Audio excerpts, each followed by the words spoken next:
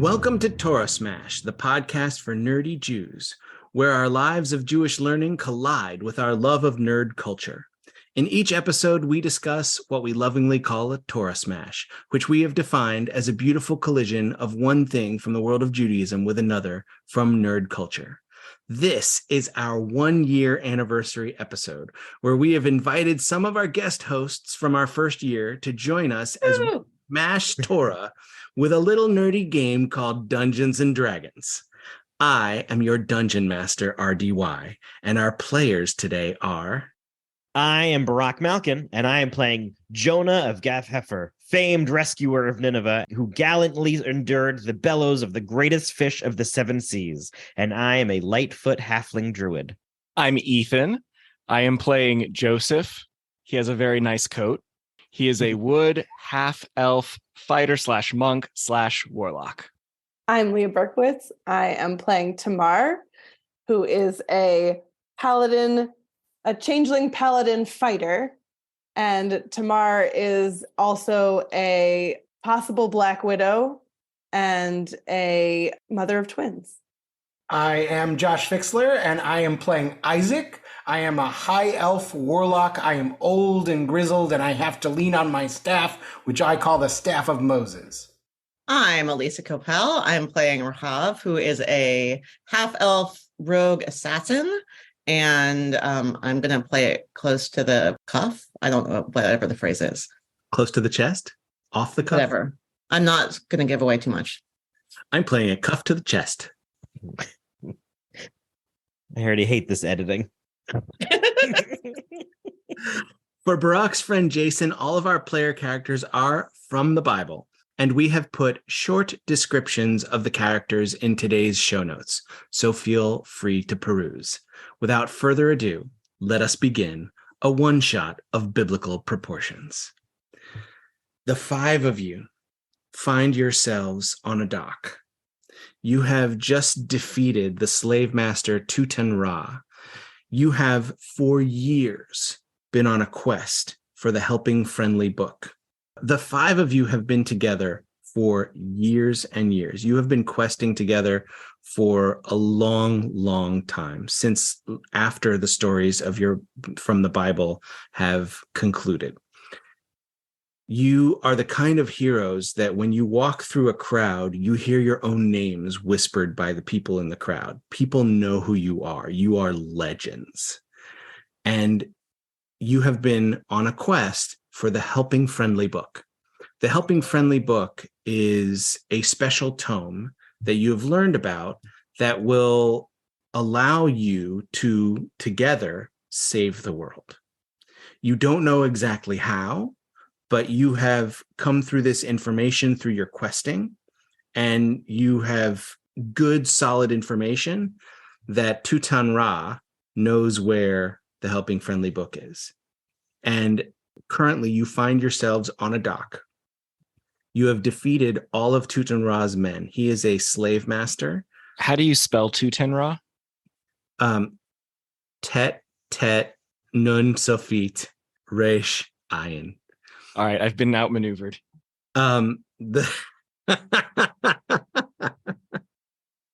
So you have just defeated all of Tutan-Ra's men.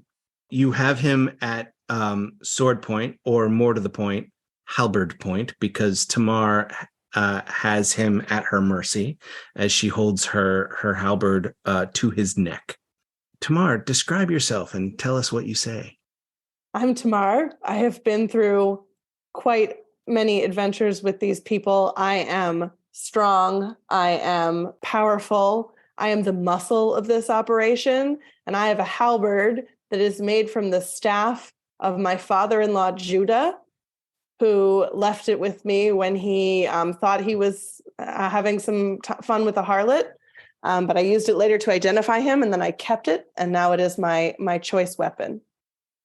So I am now standing over Tutan-Ra, and I want to press him for information, and I don't think somebody's going to have to stop me from actually chopping his head off, because that won't get us any information. Should I chop his foot off? I will tell you nothing. While Tamar is inquiring, I sneakily roam through the imprisoned men, pickpocketing, seeing if I can find any information in their pockets. Oh, okay. Roll investigation. Can I use my intimidation? I got a You 1. you find you do I got a find 2. something, I got a 2. Jonah, on that nat 1, you find a little compass, and you are sure that compass is pointing directly to the Helping Friendly book. Tamar, you said you'd like to do Dungeon Master, I have a question. Yeah. Can we assume that the Helping Friendly book is both helping and friendly and not an ironic name? You can assume whatever you want. RDY, can you describe the dock? Is this like a loading dock? Is this like a dock by the sea? There's ships. It's the dock by the sea. There are ships in the water, several ships. It's like an industrial, it would be today referred to as an industrial dock.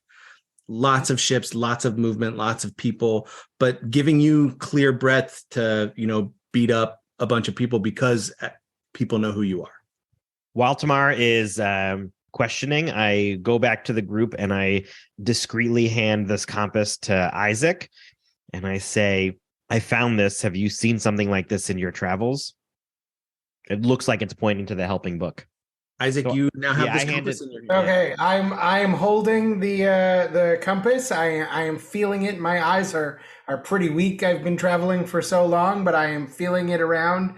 And can I was thinking about casting a detect magic spell to understand if this is a magic compass. First do investigation, just a regular investigation check. Investigation. Okay. For my investigation check, I got a nat 1 + 2. Yeah, you got a nat 1.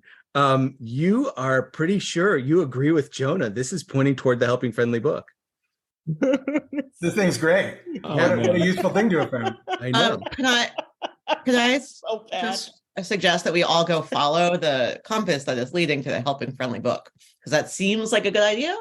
Well, so Joseph, who at one point was sold into slavery, is very much not a fan of Tuten Ra and has felt very strongly about freeing the slaves.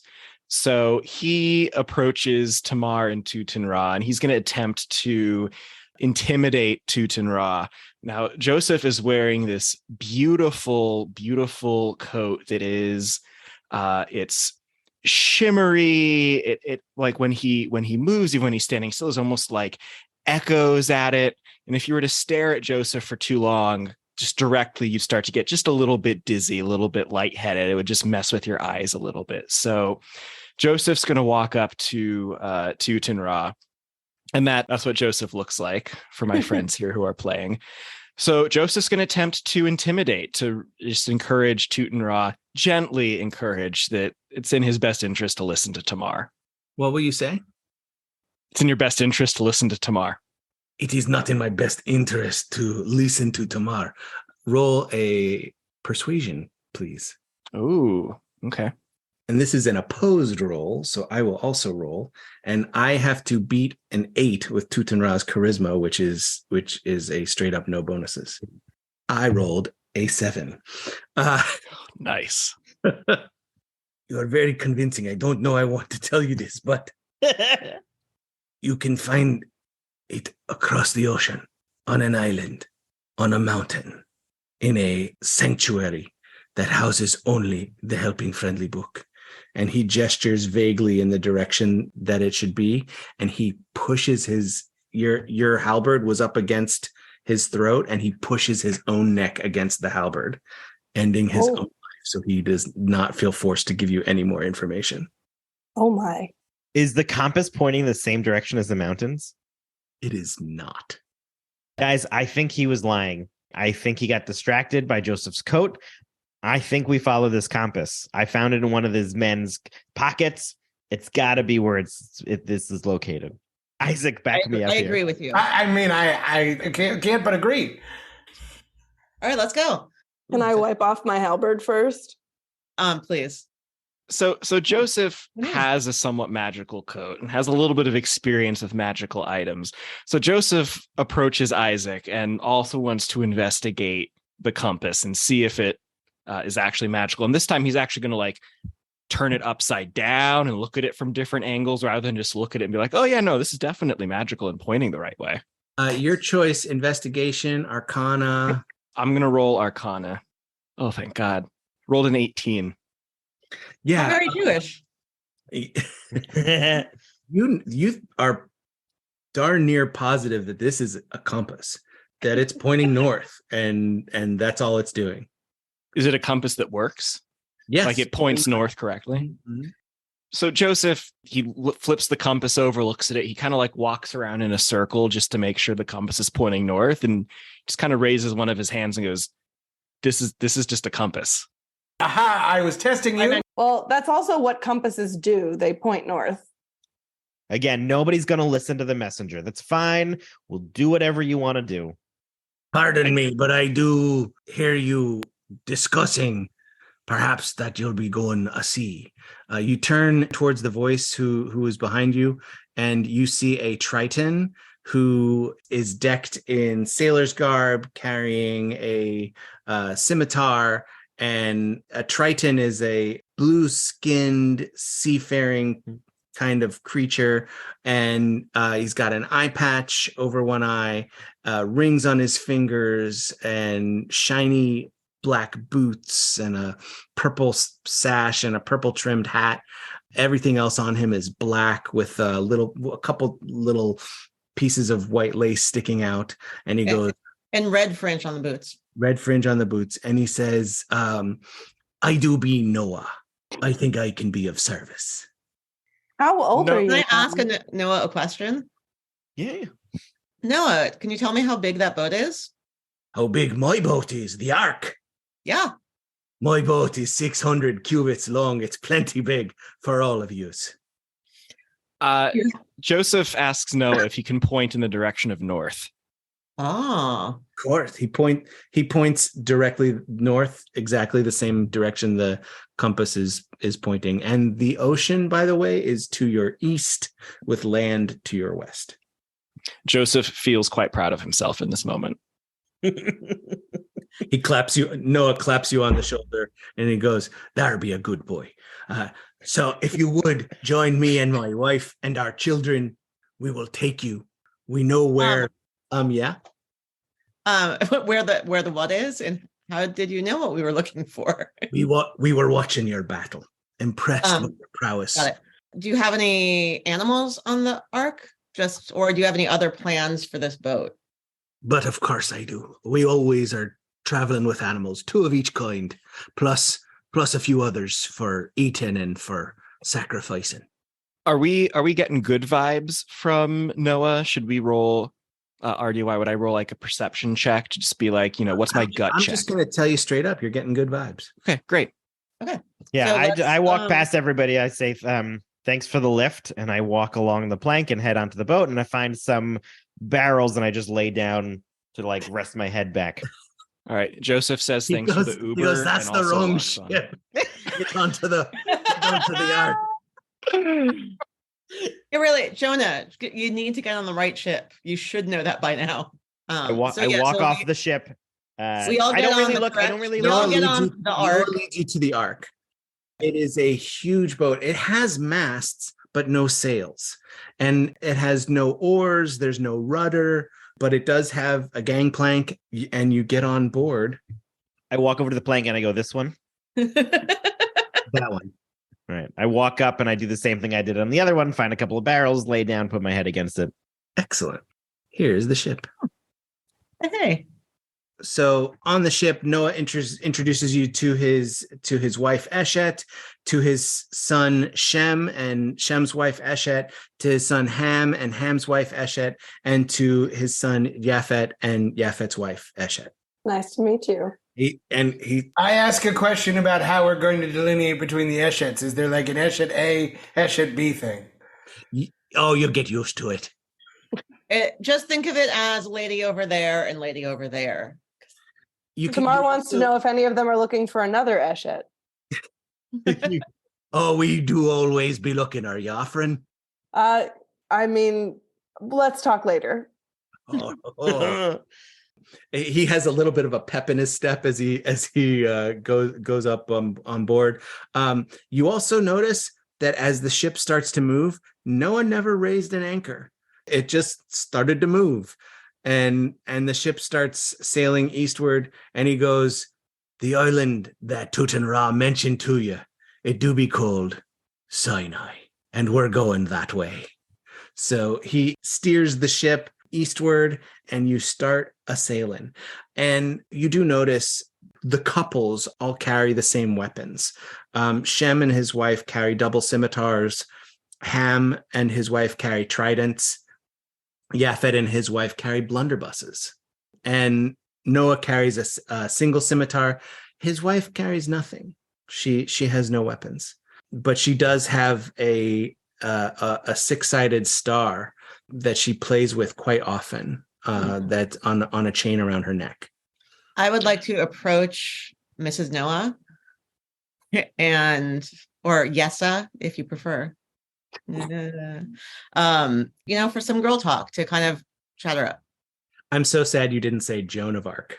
Oh. I'm going to leave these groans in. Wait, while she goes over, can I just would it be safe to say that even with the scent of the sea air, I can smell animals below deck? I would say you are aware of the presence of animals below deck, and way more than should fit on a boat this size. Yeah. So with that, I sort of stirs me up from my lazily lying back, and I just go exploring for open doors that'll lead me towards this discreet smell. Yeah, you can go down below decks. Yeah, I just want to hang with the animals. Sure. So JONAH is going down below decks, and the rest of you are, you're given quarters. You have 2 rooms to split among you as you so choose, and you're sailing for several days. And what happened to my chatting up Mrs. Noah? Oh, go ahead. I approach Mrs. Noah to chat her up, see what's up, kind of get a sense of who she is and what she thinks of all this and what she thinks of her husband. Yes, dear. How can I be of service to you? It's so nice to meet you. This really looks like an interesting life. And, one woman to another. What's it like out here? It's beautiful. The sea air heals the soul. The calm of the ocean is pleasant to the mind and the body. And of course, all of the fish you can eat is good for the constitution. That's a really interesting necklace you have there. Can you tell me about it? She fingers it as you mention it. She says, "Yes, this was a gift from the God we follow that has granted me certain abilities that we found can be helpful on the water." Can you tell me more about your God? Only time I've ever said that sentence, by the way. Our God is the one true God. God has many names, but there is only one. I also believe in one God. So we know who you are, Rahav. Oh, okay. Cool. Stories of your glory come long before you boarded our beautiful vessel. Gotcha. So I could say we're like co-religionists. Absolutely. Lovely. And that's so good to be here together as amazing Jewish women. So how much of this situation you're in was your idea and how much was Noah's idea? Oh, we let Noah make the decisions here. He's the captain. Have you consented to that overtly and in so many words? As first mate, I do consent, and we follow orders, but he's never harsh to us. He does like his wine, but he's never harsh. Nice. First mate is doing some work there. Now, if you'll excuse me, dear, I've got some things to tend to below. And Sure. She opens a hatch and goes down. And you're all enjoying your time in the sea. Noah tells you the journey will take 3 to 4 days. So Joseph was a little anxious at first, but once he discovered there were no people in the cages and there was no slavery on the ship, he calmed down and has been enjoying his time on the boat. Sorry, the Ark. And Noah does kind of bristle anytime anyone says boat. So it's amazing. So Isaac is having just a miserable time. He gets seasick because he's never really been on the water before. Every time we go on an adventure over water, I'm just on the side of the boat, just leaning over the edge the whole time. awesome. And Tamara's right next to him saying, "Man up." Great, good to know. So every time you eat, you'll make a Constitution save.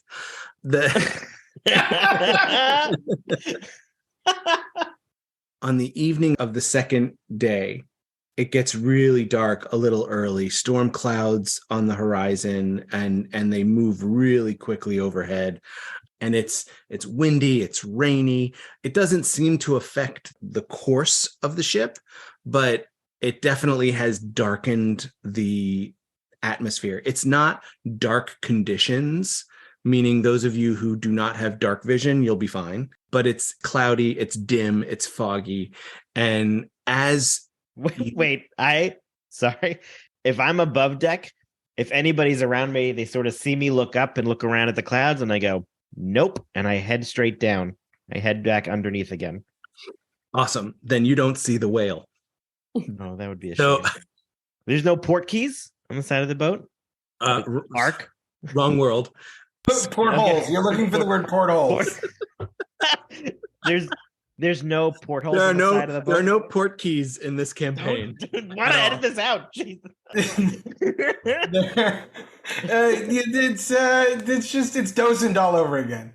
Are there any portholes on the side of the boat? No, there's no glass on the ship, so portholes would just be holes. Okay.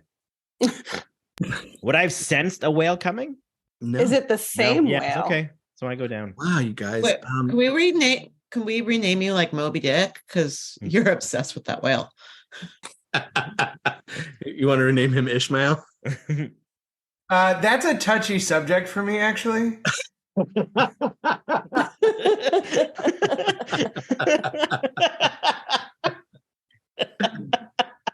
Classic rabbi joke.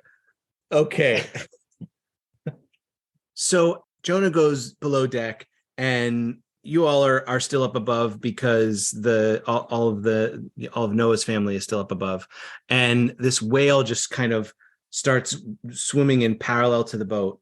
And you see, at first you just kind of see the shape of it, and then as it starts to come up out of the water, you notice figures on the whale who jump aboard the ark. And Noah shouts, "Kuotua! Defend yourselves!" And I would like everyone to please roll initiative. Do I hear his charge from below deck? You hear him say, "Kuotua, defend yourselves." Yes. Okay. Nice. I Can't find initiative. 15. Ooh, I got a 12. Nice. Respectable. I got a 23. Wow, dude. Yeah, you did. Yeah, I rolled a 23 as well. So, Isaac, you are first in initiative. Okay. So I think I want to cast a spell at the closest creature to me. An Eldritch Blast. You're going to Eldritch Blast this Kuotua. Yes. Okay. I rolled a 28. That hits. Roll the damage. Damage was 9. All right. And do you want to do any movement, or do you have a bonus action? I feel like I've got good distance on my Eldritch Blast, so I'm gonna stay here for the moment. Okay. Plus, I don't want to leave the side of the boat. Understood. Okay, it's Joseph's turn. Okay, so Joseph is going to charge directly at the whatever you called it, Kuotua, in an attempt to just rush right at him. Not fully a surprise, but like just try and like rush right at him so he can throw him over the side of the ship. Sorry, ark. Ship is okay. Boat is not. Okay. All right. So you're gonna charge him, and are you using an attack, or are you just going to straight up charge him and run into him?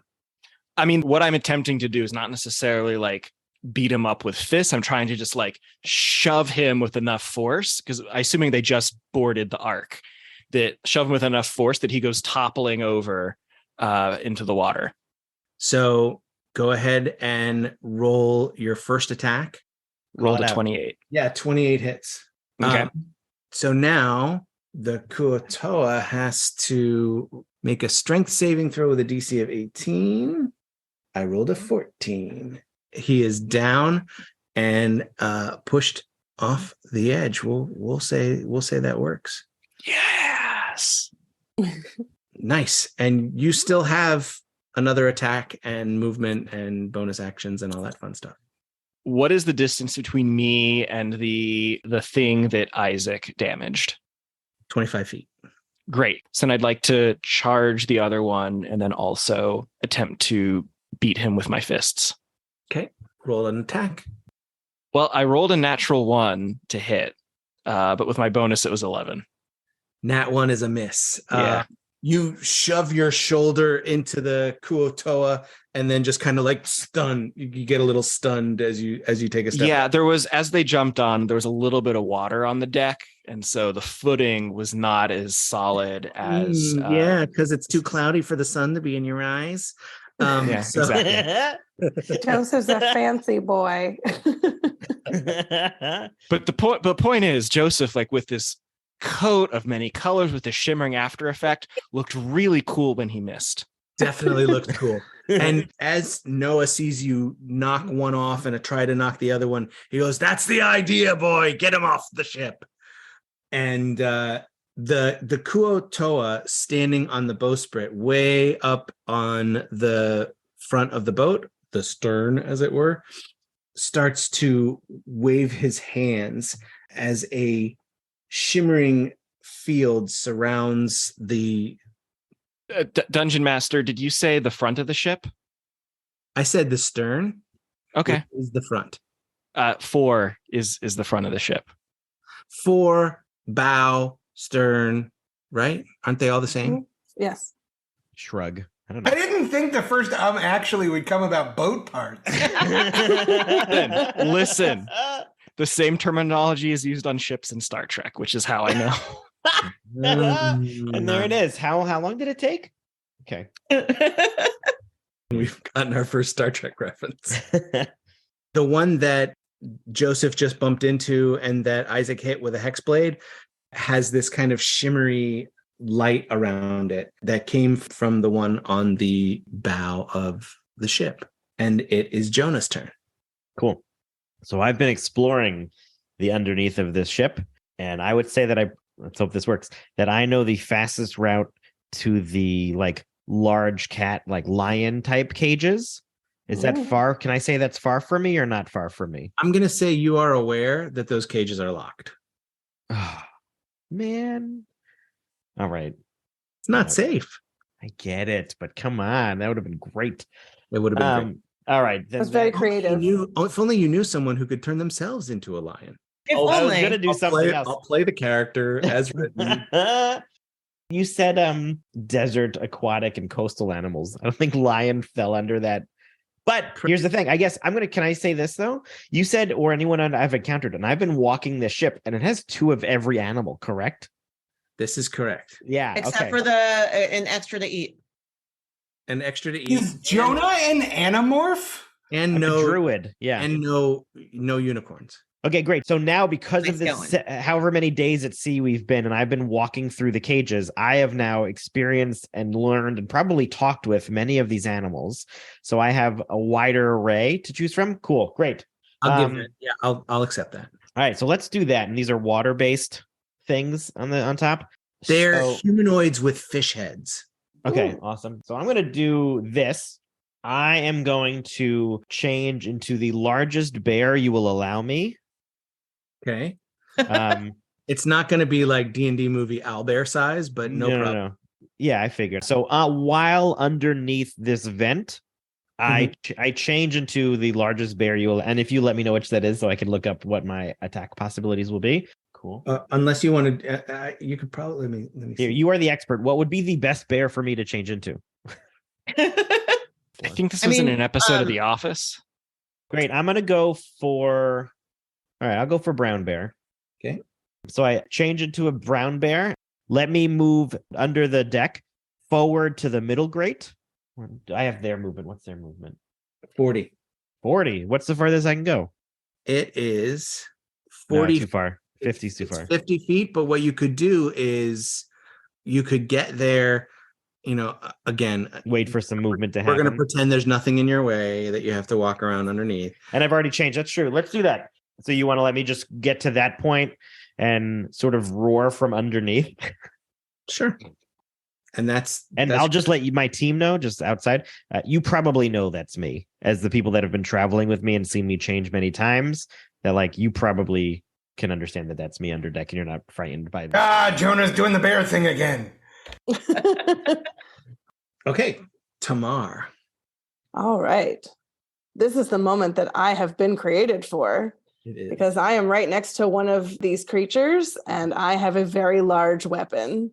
So And this creature is like shimmering and glistening with some sort of magical thing. so do I not want to kill it? Just so you know, Just so you know. I think you want to kill it. I think I want to kill it. Yeah. All right. I swing my halberd at the Kuo-toa. All right. 18. 18 hits. Now, remember all the different damages you do. Oh, yes. I did want to add divine Smite. smite. All right. I rolled an 8. 8 damage, and then roll the divine smite. 5. 13. And did you want to attack with the butt? Yeah, let's do it. Okay. I attack with the butt. 20. 20 hits. Roll damage, which is right next to it. 9. Wow. That's max. This is Okay. great. And second attack, All right. Who's next? same guy. I haven't killed him yet? You slashed him and you've knocked him with the butt of your halberd, but he's still up. All right. I want to bring my halberd down, like right down the middle of his head. Okay. I'm surprising. This is nowhere near as violent as the actual Bible. Well, if I realized after we picked names, I should have been Yael.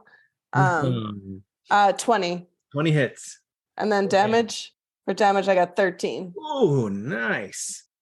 You slash this Kuo-toa, and he's like wobbling around, but still up and fighting. Rahav, we'll go to you. Okay. Can you point at which of the fish heads is almost dead? This is the one Okay. that's wounded. No one else is wounded at all. And this Got one- it. I would like to use the short bow aimed at the dude on the thing that's not a mask, Oh, okay, great. because he seems to be the one that like made the spell that made the other guy glittery. So Finish I him. do the whole short bow thing. Roll the attack by short bow. 22 hits. You guys are almost never going to miss. Except Joseph, sorry. 10 damage. This Kuo-toa, which he's holding like a staff kind of thing, whereas the other ones are holding like nets and kind of spear-looking staffs. His staff is a little different. It looks more like a talisman than a weapon.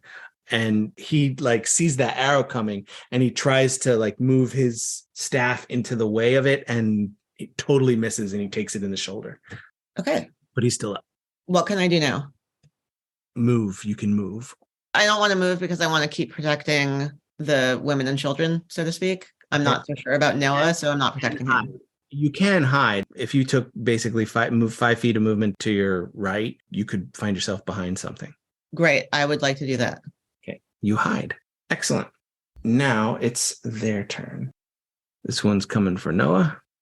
This one's just kind of generally trying to get away from that hatch, that one's also trying to get away from the hatch. And these two are going to flank the hatch to see what comes up. And these two are going to attack Joseph. Joseph, your armor class is what? 17. So they're going to take their little pincher staff and stab near you, but not at you. And then bites at you. Nope. And then the other one does the same thing with a nat 20. That's going to hit. Ooh, sorry, my animated dice did something very cool. 9 damage to you, Joseph. Okay. And then he bites at you, gets a dirty 20 for 4 damage. So total of 13 damage. Great. from the one guy. The first guy just misses you flat out, and the second guy like stabs and bites you. He looked really uncool when he missed me, right? So uncool. Great. Okay. But he didn't slip. And this one's going to attack Noah. He takes a snap at Noah and misses, and he swings his staff at Noah, and like his foot hits a particularly dry part of the deck and it messes him up. You've never seen anyone slip on dry before.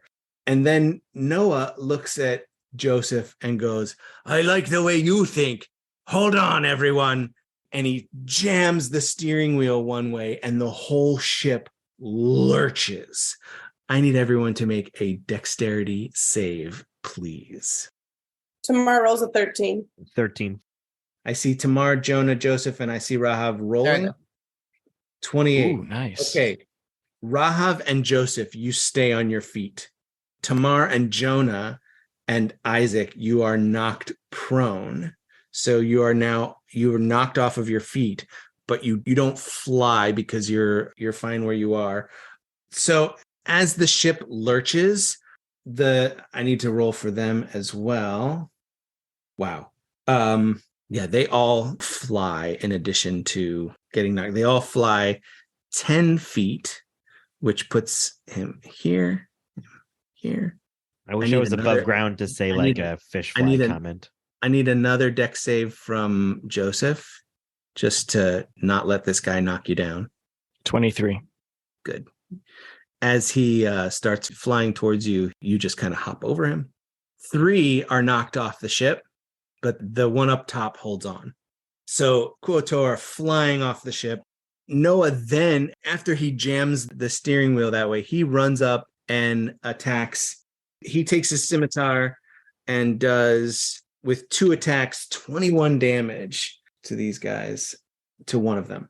So Shah comes down with his scimitar.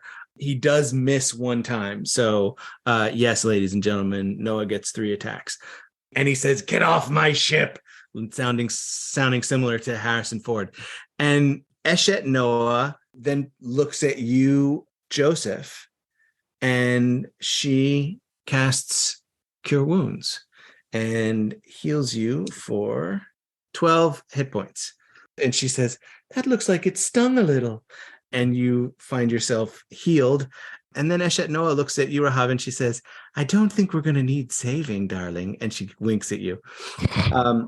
And then Shem is going to attack as well. He's going to move up here. Ham is going to move over here. Yafet's going to stay where he was because he's the distance fighter. But Eshet Shem is going to come up here, and Eshet Ham is going to come up here. So they're all just like charging these guys. All right, let's start with Shem and Eshet Shem. Wow, I rolled 2 16s, which there's a 1 in 400 chance of that happening. Ham does 18 points of damage to the same one that his dad was fighting. And his wife takes her first attack and hits, and she slays this one. She just, after her husband wounds it, she just dives in and stabs right where her husband had already wounded him, and he falls to the ground. And then she looks at the other one. She does have movement to do it. She's going to come up here and attack that one, and she's going to miss him. Then Ham is going to trident. He's going to try and trident that one that's near Daddy, and that's going to hit. So instead of trident, he did dent. He did. He tried dent and then he succeeded. Oh, was he chewing dentine? You better leave that in, Barak. Yeah. Got a nat 20 from Eshet Yafet. Okay. With tridents, Ham and his wife obliterate this Kuotua, and with blunderbusses, they severely wound the one up at the bow. Nice.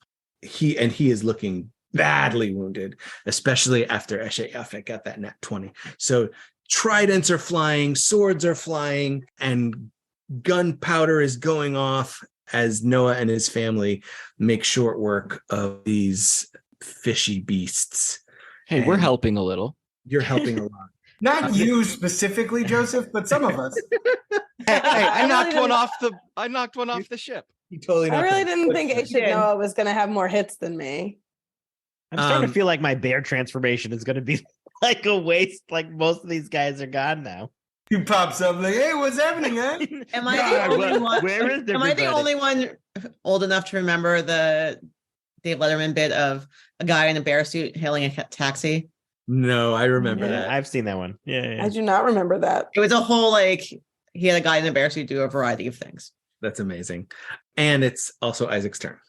I want to use my ram ring Nice. of ram on the severely wounded guy on the thing that isn't the mast. Okay. But I don't know how to do that. Okay. So Isaac has the ring of the ram. It is a ring that he wears that is shaped like a ram's head, and he can project a ram's head that will ram into a target. You got a 22, and 22 hits. So the target is knocked back, I believe, 5 feet. But Target is he's knocked. knocked away from me, so that should be like at an angle, right? Like I'm trying to knock this guy off the boat. I see you. And I would say he would need a deck save to stay on the boat. Also, while we're rolling, he might not be able to survive the 2d10 force damage. So I got a 7 and a 1 for an 8. for an 8, that is not enough to outright kill him, but he will take that damage. He'll take that force damage, and now he's going to have to make a deck save to stay on board. To stay on the deck. To stay on the deck. A dex to stay on deck, and he fails with a rolling a 5 for a total. Huzzah! So you have rammed him off of the boat ship. Congratulations. That was a good turn. Are you done? There are some guys near me. Should I move back? If Right. so there's one guy near you. If you move out of the way, you could incur an opportunity attack. I stay where I am. Okay. That means it is Joseph's turn. Welcome back. Thank you. I'm in melee range already of one of those dudes. Where are you? There you Got are. the- Yeah. You are in melee range. All right, I'm just gonna try and beat him up. Have at him. All right, I'm gonna start with an armed strike. I roll a 24 to hit. It hits. Then I roll my damage. I rolled a 6 damage. Okay. Is there anything else you want to do with that particular attack? Not with that attack, but I want to chain into the multiple stuff. So my correct order of operations is I will do one more unarmed strike as my second action. Okay. Then I could do flurry of blows as my bonus attack, which gives me then 2 more attack rolls, essentially. Exactly. Great. So if that's what you want to do, you'll burn a key point and do 3 attacks. Great. So I'm going to do that. I'm going to spend a key point. I'm going to do unarmed strike. I roll a 17 to hit. 17 hits. My damage is a 9. Second attack. I do flurry of blows. Okay. 29 to hit. That hits. The damage is 6. Last attack. Ooh, that's a natural 1. So Joseph turns to this Kuotoa and just bears down on him. Bam! And then a knee comes up. Bam! And then another fist. Bam! And then another fist just whiffs. The Kuotoa doesn't even move. He almost hits himself. He misses so badly.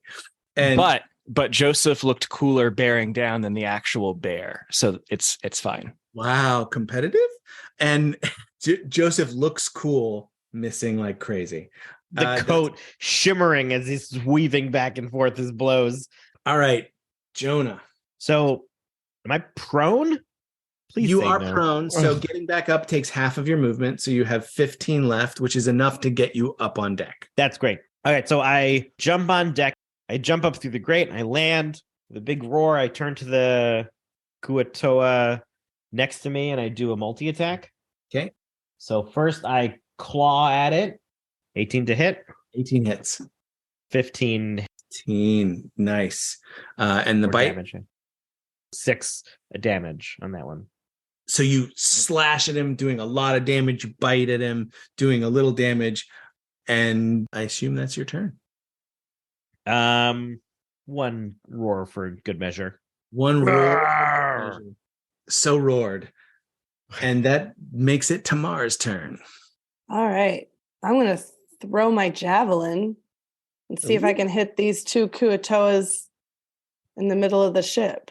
All right. I mean, one at a time. One at a time. I thought maybe I could like kebab them. I don't think you'd have to run. And do you want to run up here and try and kebab them? Yeah, let's do that. I do enjoy a fish kebab.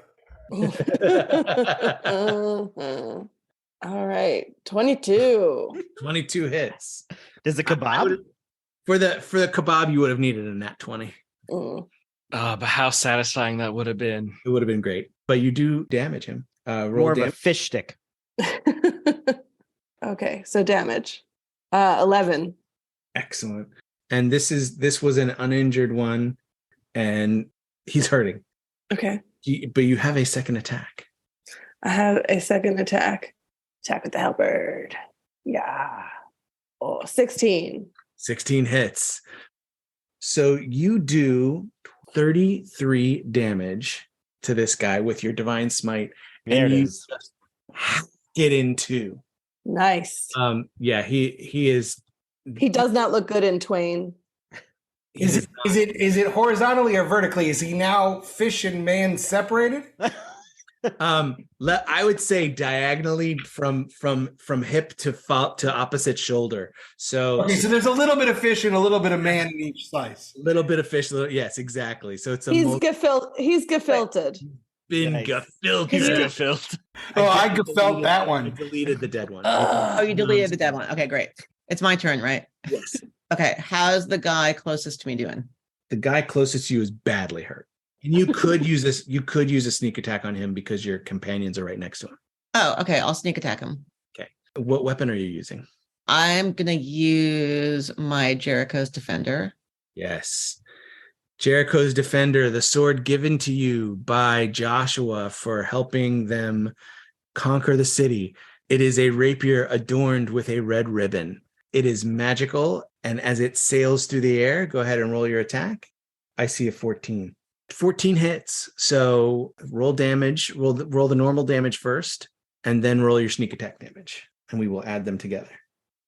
41 damage.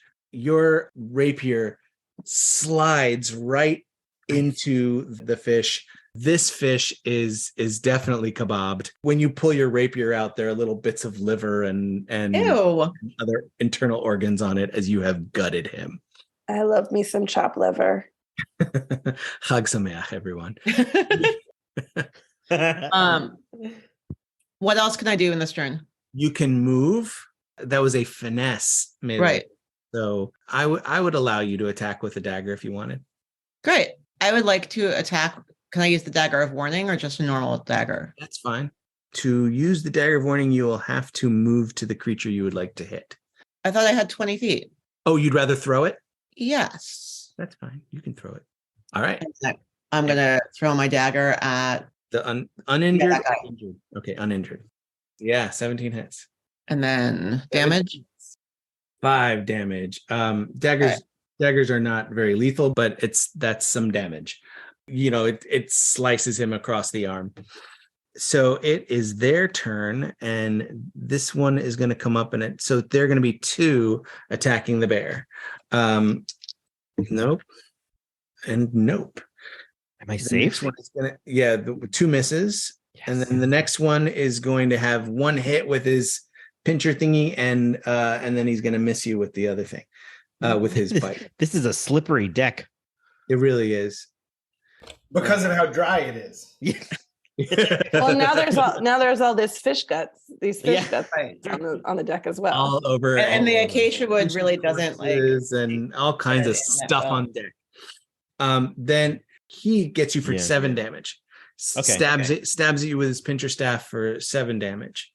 And I use this is my hit points of the bear, so I'm still the bear hit points until I'm 0. Correct. And once the bear's hit points are down to 0, then you convert back to Jonah. Back to human. Yeah.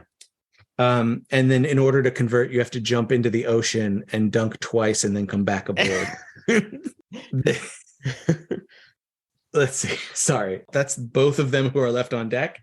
Yeah. And Noah and his family get to go. Noah again just rushes forward, stabs at one of them. nat 20, and a 2. And his third attack is a 13. So he gets 2 hits. One of them is a nat 20.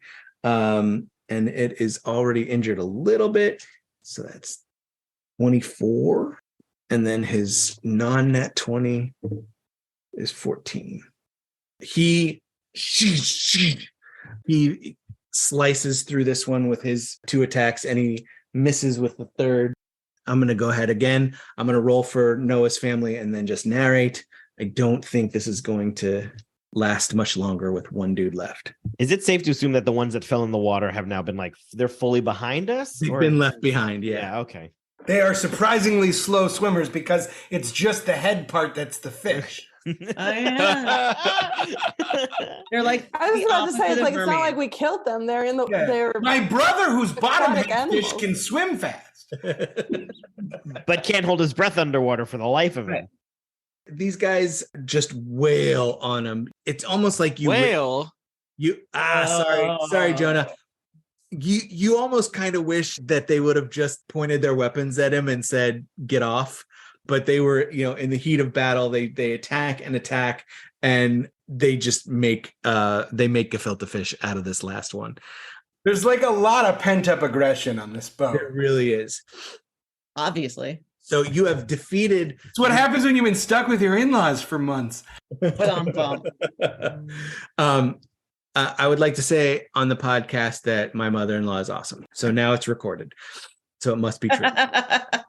Once all of the Kuotoa are defeated, you're relieved. You are all like, that was awesome. You realize that these characters, they've got some serious prowess, and you're excited to have them on your side. And Eshet Noach looks at everyone and goes, "This calls for a celebratory meal."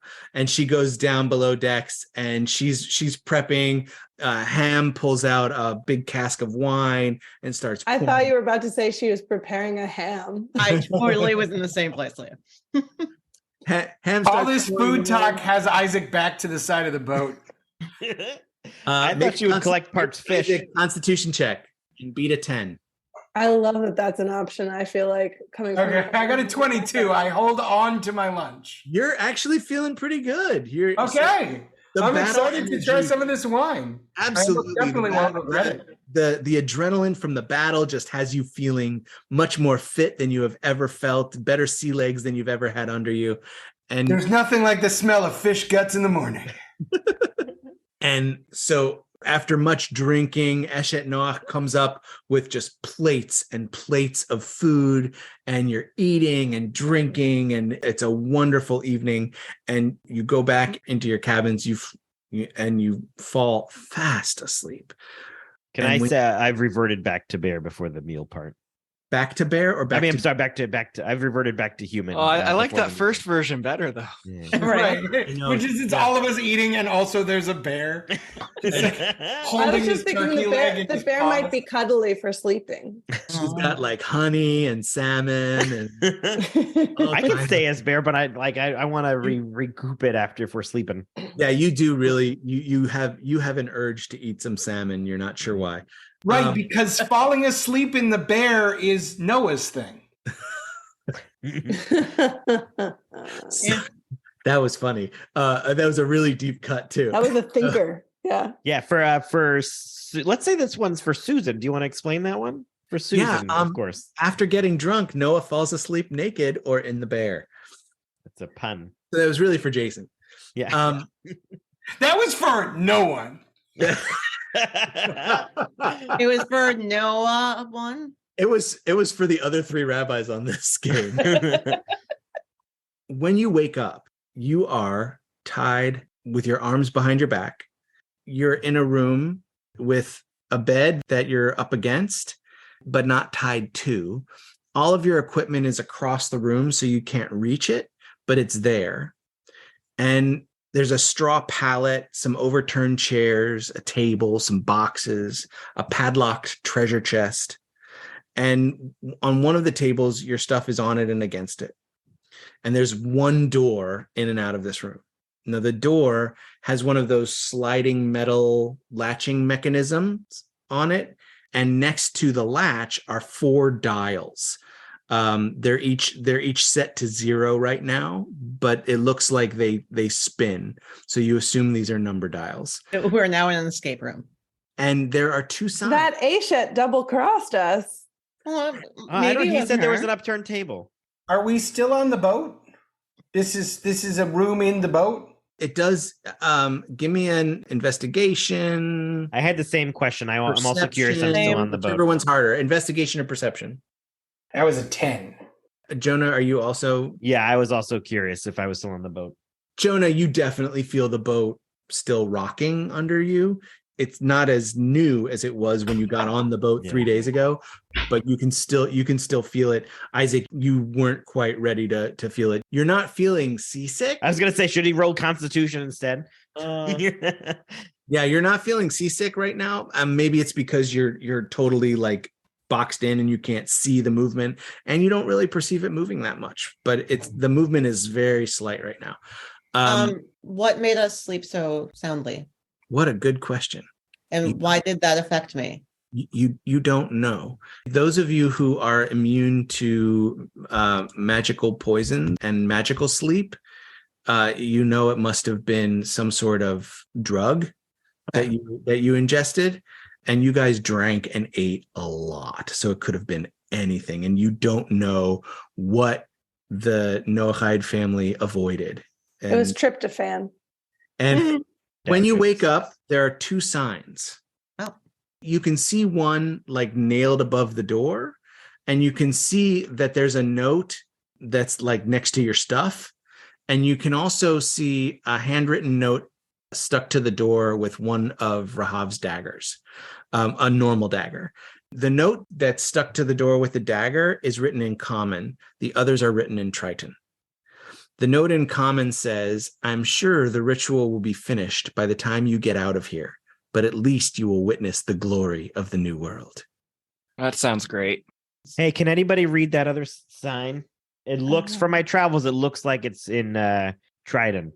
I speak Common and Dwarfish, so I speak Celestial, Common, Elvish, and Thieves Can't. So basically, Thieves can't. Common, Druid, Dwarfish, and Halfling. It would seem to me that none of us can read it. It would seem to me that none of you can read it. Almost as like if our David dungeon did that on master purpose. did that on purpose. Wow. Who would? Okay, we're all tied up, you said? Yes. Sailor's knots. Rough stuff. What? Sailor's knots. Okay. You're not tied to the bed. Okay, but still. Our Are we hands, tied to each other? No. Oh, so our each hands other. are tied, but our feet are not tied. Your feet are tied together, but you're not like bound. Okay. So you can't move them. Like you could. So we can Alright, so I'm gonna like wiggle. I'm going to stand up and hop my way over to the table and grab one of the daggers to cut my rope. Yeah. Make a dexterity check, please. On a 14, you get yourself up, kind of like pushing back behind you on the bed. You stand and you kind of like hop over. It's clumsy. It's awkward, but you make it to the table. Joseph, Well, I wouldn't have looked as good as Joseph would have done if he walked across the room. I'm but going at to do least- the same. Yeah. I'm also going to make my way to one of my daggers on the table. Yeah. And while she's doing that, I'm just going to walk back to everybody else fully cut I do the loose plus. and cut I do the everybody else. +4, right? Yes. Not the 18. Okay. Yes. Jonah is now untied and could just untie Yeah.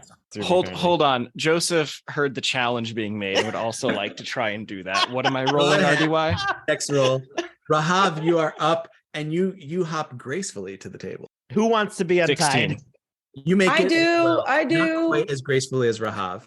So hold on, Joseph, did they take off the multicolor robe? Wait, Yeah, you're okay, all. yeah. So Okay. never mind. so Joseph doesn't look as cool doing it then. Yeah. Does not look as cool doing it. Although, a half naked Joseph is still pretty cool looking. You're very wiry and muscular. So I walk past him holding a dagger to cut everybody else and I go, show off under my breath. And I just cut Isaac and Tamar their ropes. You are. While I mutter about being too old for all of this. Have I gotten a dagger and freed myself yet? Yes. Okay, good. We're all freed. Okay, I Next take year all in the extra Jerusalem. daggers from the table and stash them in my bag. Yeah, you can collect your stuff. What else is on the table? Is it all stuff that belonged to us previously, or is there other stuff Yeah. we could be? It's all your things plus one note. That's in Triton. Okay. Okay. Is there a Triton English dictionary somewhere? Or sorry, Triton Common Dictionary somewhere? There is not a Triton to Common dictionary. Can I check Does the door? Does one of the people on the ark speak Triton? Do we trust them? No. Wait. So, But I have a big so stick. Joseph, Wait, Joseph- which one can turn into animals? Barak? Can Barak turn into one of those fish things? And can the fish things speak Triton? You don't get the intelligence of the animal. You get the intelligence of the. Okay. So Joseph. That would be walks up- ridiculous. Yeah. So what would be less ridiculous is Joseph walks up and kind of like stretches a little bit. He kind of like cracks his knuckles a little bit, and he attempts to use one of his spells to allow him to comprehend the language that is there. Ah. You have the spell comprehend languages? I do have the spell comprehend languages. Do I have to roll anything, RDY? You don't have to roll anything. This is a spell that just works. It So takes I just comprehend. for 1 hour, you understand the literal meaning of any spoken language you hear, and you also understand any written language that you see, as long as you are touching the surface on which the words are written. All right. Joseph touches it. Which sign are you touching? The one in front of him? There's one that's nailed above the door that you can reach, and there's one that's on the table where your stuff was. Are they both in the same language? Yes. I'm going to do the one where our close on the table to where our stuff is first. It says, 4 friends tightly o'er the bridge they cling. They do not scream, but when their 5th friend joins, they sing. Okay. And then the door. The sign on the door? Oh, Yeah. is this a riddle? It does. The guess look is like a yes. riddle. The sign on the door. Like a riddle. Hold The on. After reading that to everybody, Joseph goes, I think this is a riddle. And then goes to the door. And Tamar, Mansplain. Yes. Tamar, not wanting to be mansplained to. I think it is referring to some sort of stringed instrument, Oh. because a stringed instrument has 4 strings and a bridge. Oh. This is where my other nerddoms are coming in handy, because I was an orchestra kid. Yay. What Joseph, what's instrument the other has one 5 read? strings? Well, the 5th friend would be the bow, But not or all. it could be a guitar. But if a guitar has 5, a a guitar guitar has 6 strings, but a violin, a mandolin, they all have 4. A cello. Joseph, what does the other note say? Oh, I'm so glad you asked, Jonah. And Joseph walks up and puts his hand on the sign on the door. The sign on the door says, "This ship is made of gopher wood. Took 20 years to make. The planks I used to finish it. How many did it take?" Are the riddles related? Well, they're both in Trident, right? Is there anything else written anywhere in the room Just the note that was in common. that we already read? Okay. Yeah. All right. Can I investigate the room for like in barrels and underneath hay and see if there's anything else in this room? Well, we didn't get our stuff back yet, right? Yeah, it was on the You all table. got your stuff back. Oh, okay, stuff is back. Great. Joseph looks cool again. So That's the priority. Priorities. you're looking under the, there is a straw pallet. You look through the straw. There's nothing in there. Overturned chairs, table, boxes, nothing really in the boxes. There's a padlocked treasure chest that you have not opened. And then the door with the 4 dials on it, like there's a 0 facing out, and it does look like they spin, but you haven't spun them. Can I use my thieves' tools to open the lock? You can try. Roll. You are proficient with your thieves' tools, so roll a 20-sided die. You are unable to open the padlock. Can I try again? Yeah, you can try again. Am I able to check to see if there's a magical piece included with the locks, the 4 dials? You have detect magic. I have detect magic. Yeah. Hey, Okay. Isaac, come take a look at this door. Is this magical? It is no magic, and therefore you understand it to be purely mechanical. I understand this to be purely mechanical. And as you kind of like, as you're inspecting it, you spin through the locks, spin through the dials, and each of the dials has the digits 0 through 9. So this is some sort of number combination to open the lock. So we have 4 numbers in the riddles, but I couldn't tell you what order to do them in. But like there's 4 and 5, and there's 20, and then there's another digit missing because of the question about the plank. So I don't know. Those are numbers. Or it could be 4520. Yeah. Mm. I mean, I think we should try and solve the riddles. Yeah. Well, Yeah. I still think that the first riddle is a violin, but I don't know how that helps us. Yeah, it's true. A bow? Unless one of us has a violin. Violin or bow. The word bow. Oh, a bow. But I'm assuming the first one has to do with the chest. So the other riddle, the ship I made of gopher wood took 20 years to make. The planks I used to finish it, how many did it take? 20. Like a ship has 1 plank, right? It's the thing you walk up to get in. Am I or the multiple planks of wood it is built out of? right? That's But how I I'm was saying like interpreting. maybe it's where there's wordplay. Like Well, if it's wordplay, it said it took 20 years to make. How many did it take? I'm going to say it took 20 years. Actually, I would say the plank I used to finish it is only 1. Well, planks is You plural. Wow. No, because you finish. you finish it with the final plank. You always finish something with 1. I like that. This is like what happens when 4 rabbis try and solve I know, right? a riddle. Like it could rabbis. also mean DM, is the lock on the? Can you describe the lock on the chest? It's a padlock. Great. Can I take my mace to it? Sure. Great. I do that. Wait, you have a mace? Yeah. That's amazing. Macing. Where does it say mace? In my weapons on the left. Oh, those are your proficiencies, Oh. not the weapons you have. Hey, does anybody got something they can bash this lock with? I probably do. Joseph, you see him looking at his fists. Not like that. Joseph. I'll take a swing at it. One second.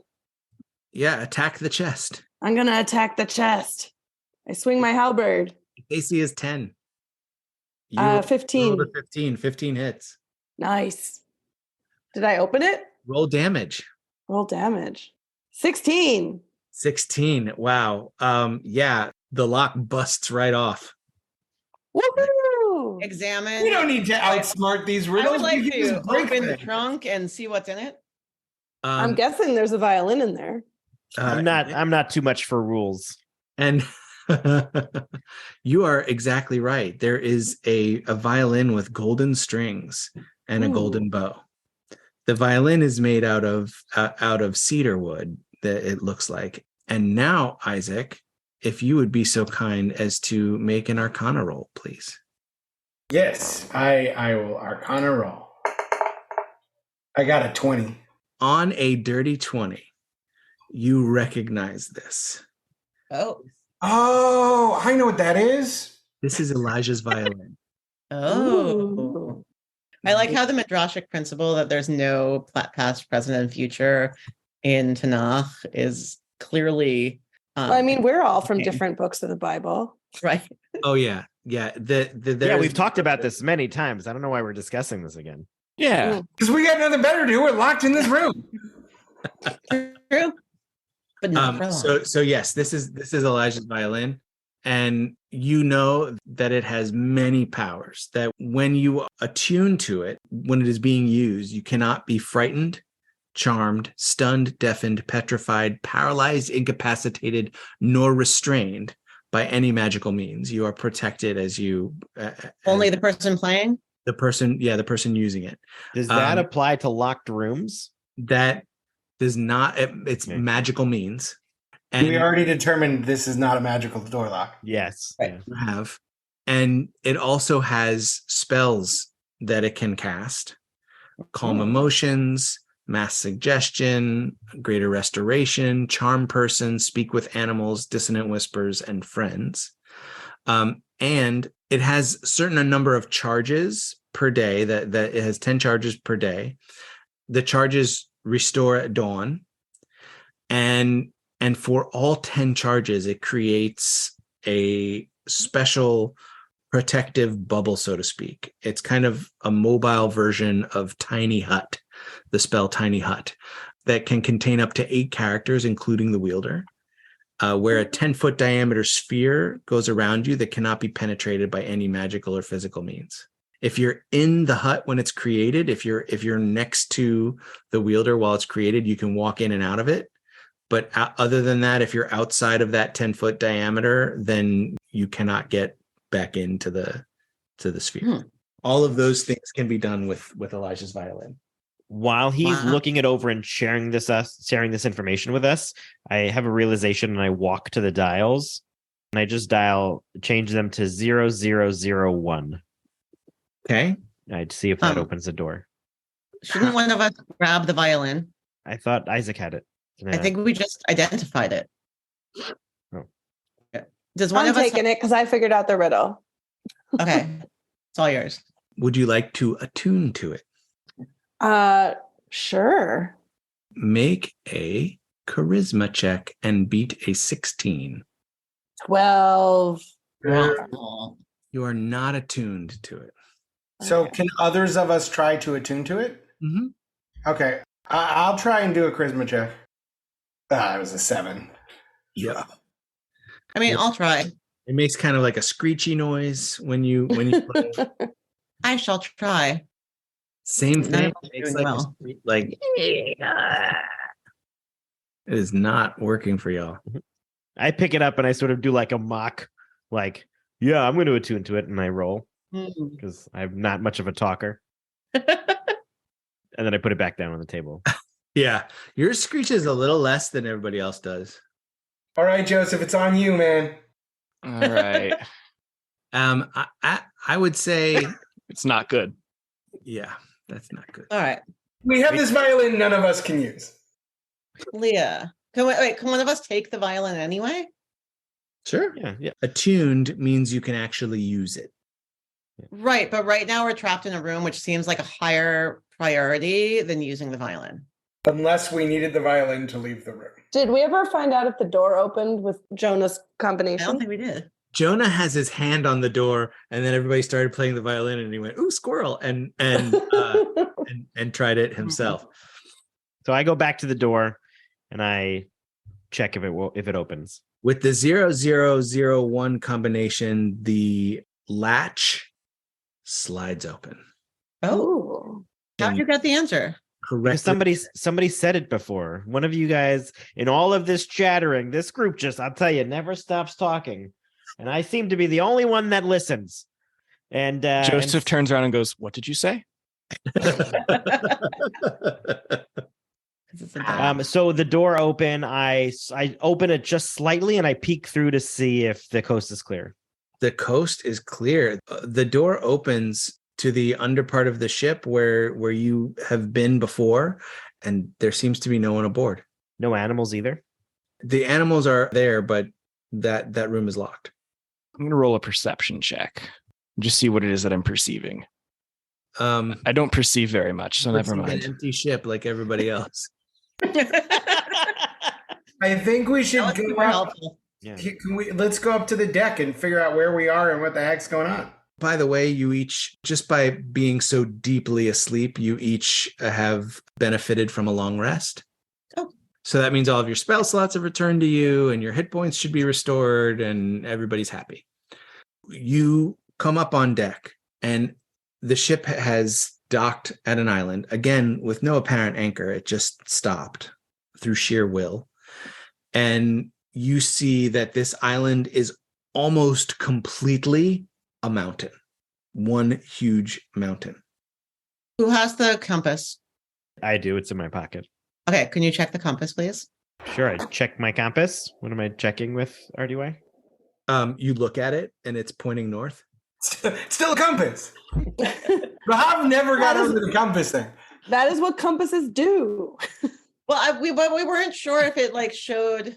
Oh, no. We were sure because I was rolling. We both rolled like nat ones, which meant it is just a compass.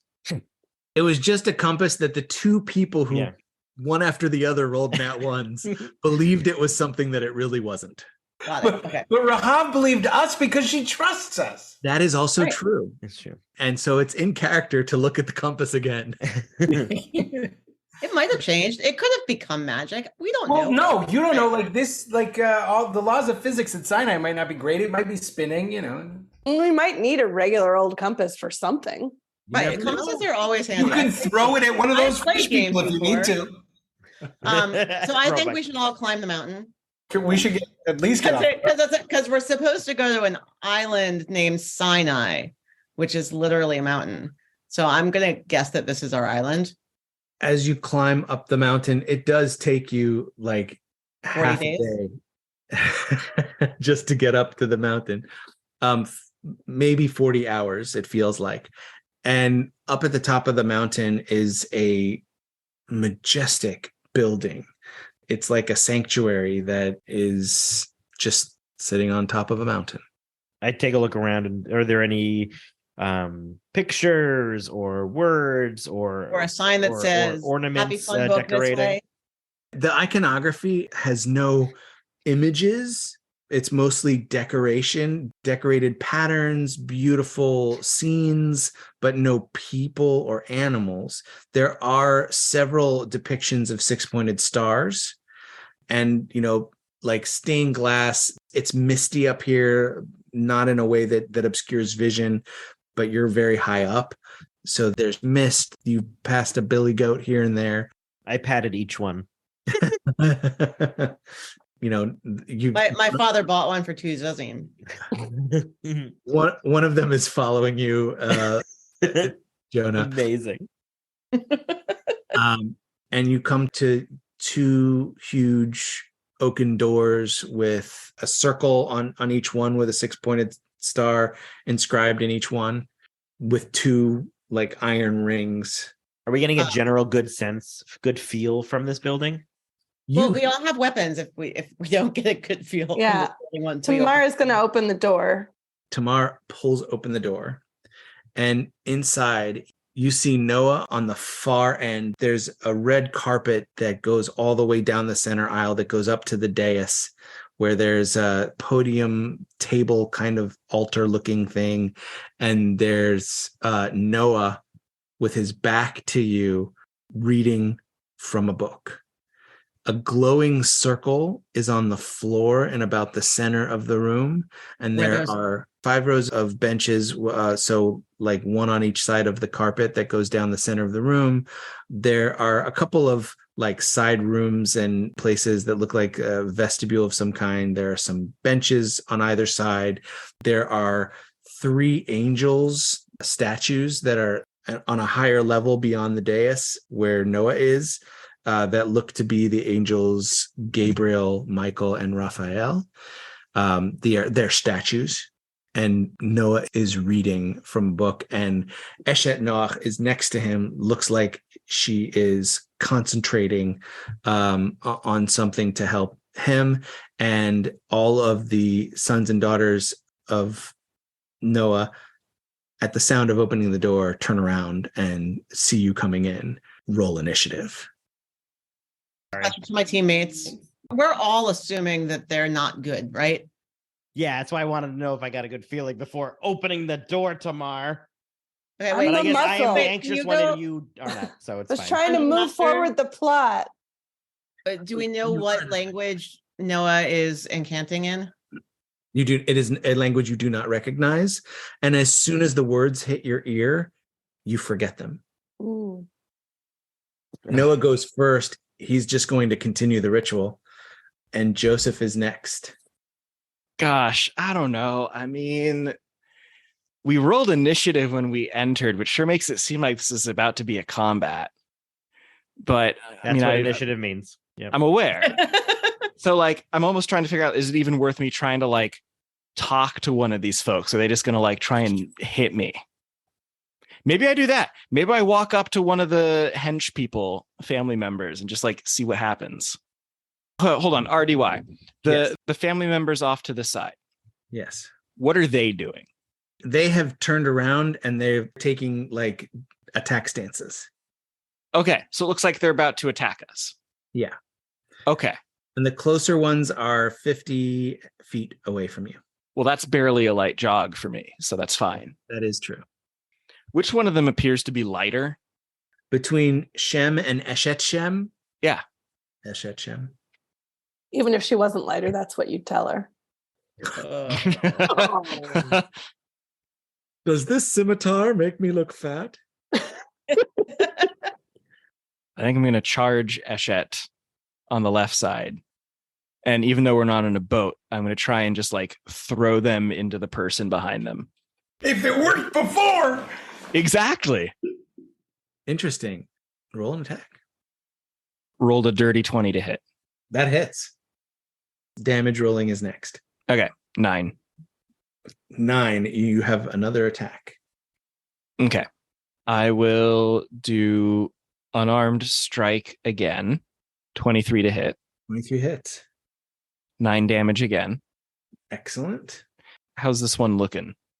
Like she can take a beating. Are you using your superiority die to try and trip her? Yeah. Roll a d8 for your superiority die. It was a 4. Okay, so that's 4 more damage. Okay.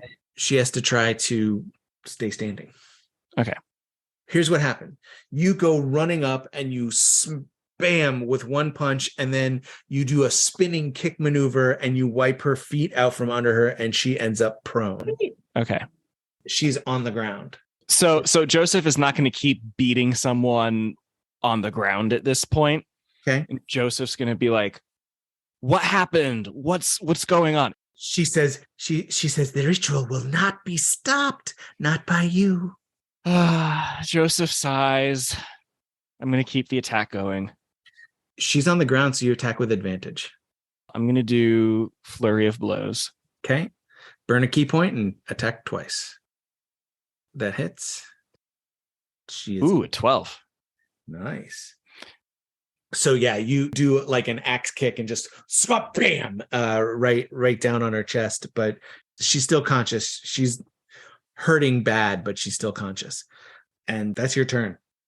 Now the two that are closest to Noah are turning around, and they're just going to fire. Eshet Yafet is going to fire at you, Joseph, and Yafet is going to fire at Tamar, who's in the lead here. Firing what exactly? Blunderbuss. Okay. Oh, man. Missed you. Yeah, nope, I missed you. Tamar the tank. Tamar, you are a tank. So the blunderbuss, the one that Eshet Yafet, just like the shot goes over your head, Joseph, and the one that goes at you, Tamar, plings off of your armor. It was a good shot, but you're just too tough. And that makes it Isaac's turn. I'm just trying to figure out if there's a thing I can fire to get Noah to stop, like, or to, distract him. But I was also thinking about casting Swarm of insects, just to sort of like bug everybody. Ha. That sounds fun. Where is Swarm? It's part of Moses' staff. Ah, yes. Okay. So the staff of Moses has 10 charges, but casting Swarm expends 3 of them. Got it. Okay. That's a very cool item. Wait, Isaac, is it safe to assume that these 10 charges are each of the plagues? And so my question is Noah the firstborn of his family in that case? No, it has 10 slots that I can use for things. If I use the full 10, I can talk to God for a minute and see if God can help us. But I was kind of saving that for later. I was wondering if I could use Dissonant Whispers on Noah. You can try. It sounds like a kind of cologne. Are you whispering? Dissonant Whispers by Moses. And then Artie might just go into the commercial. You can try. Dissonant Whispers, it says you whisper a discordant melody that only one creature of your choice within range can hear. Racking it with terrible pain, the target must make a wisdom saving throw. On a failed save, it takes 3d6 psychic damage. It must immediately use its reaction. On a successful save, the target takes half as much damage and doesn't have to move away. Yeah, I want to do that to him. Okay. I want to stop whatever he's doing. Let's do it at a 5th level. Okay. So you whisper and you wave your staff a little bit, and you see this kind of dark energy come from your staff. And when it gets to about 5 feet away from Noah, it dissipates. Protective spell or something. Okay. That's your turn. That's my turn. Can I move? Is it? You can move. I was going to like sort of set up to the right where I can sort of crouch and fire things. Great. It is Shem's turn, who is going to come to his wife's side. He's going to attack Joseph with his scimitar. 2 attacks, 2 shoo, shoo. Both, you're able to just dodge around, and you're moving like a multicolored Neo. Like a multicolored Neo. You are able to avoid both scimitar strikes.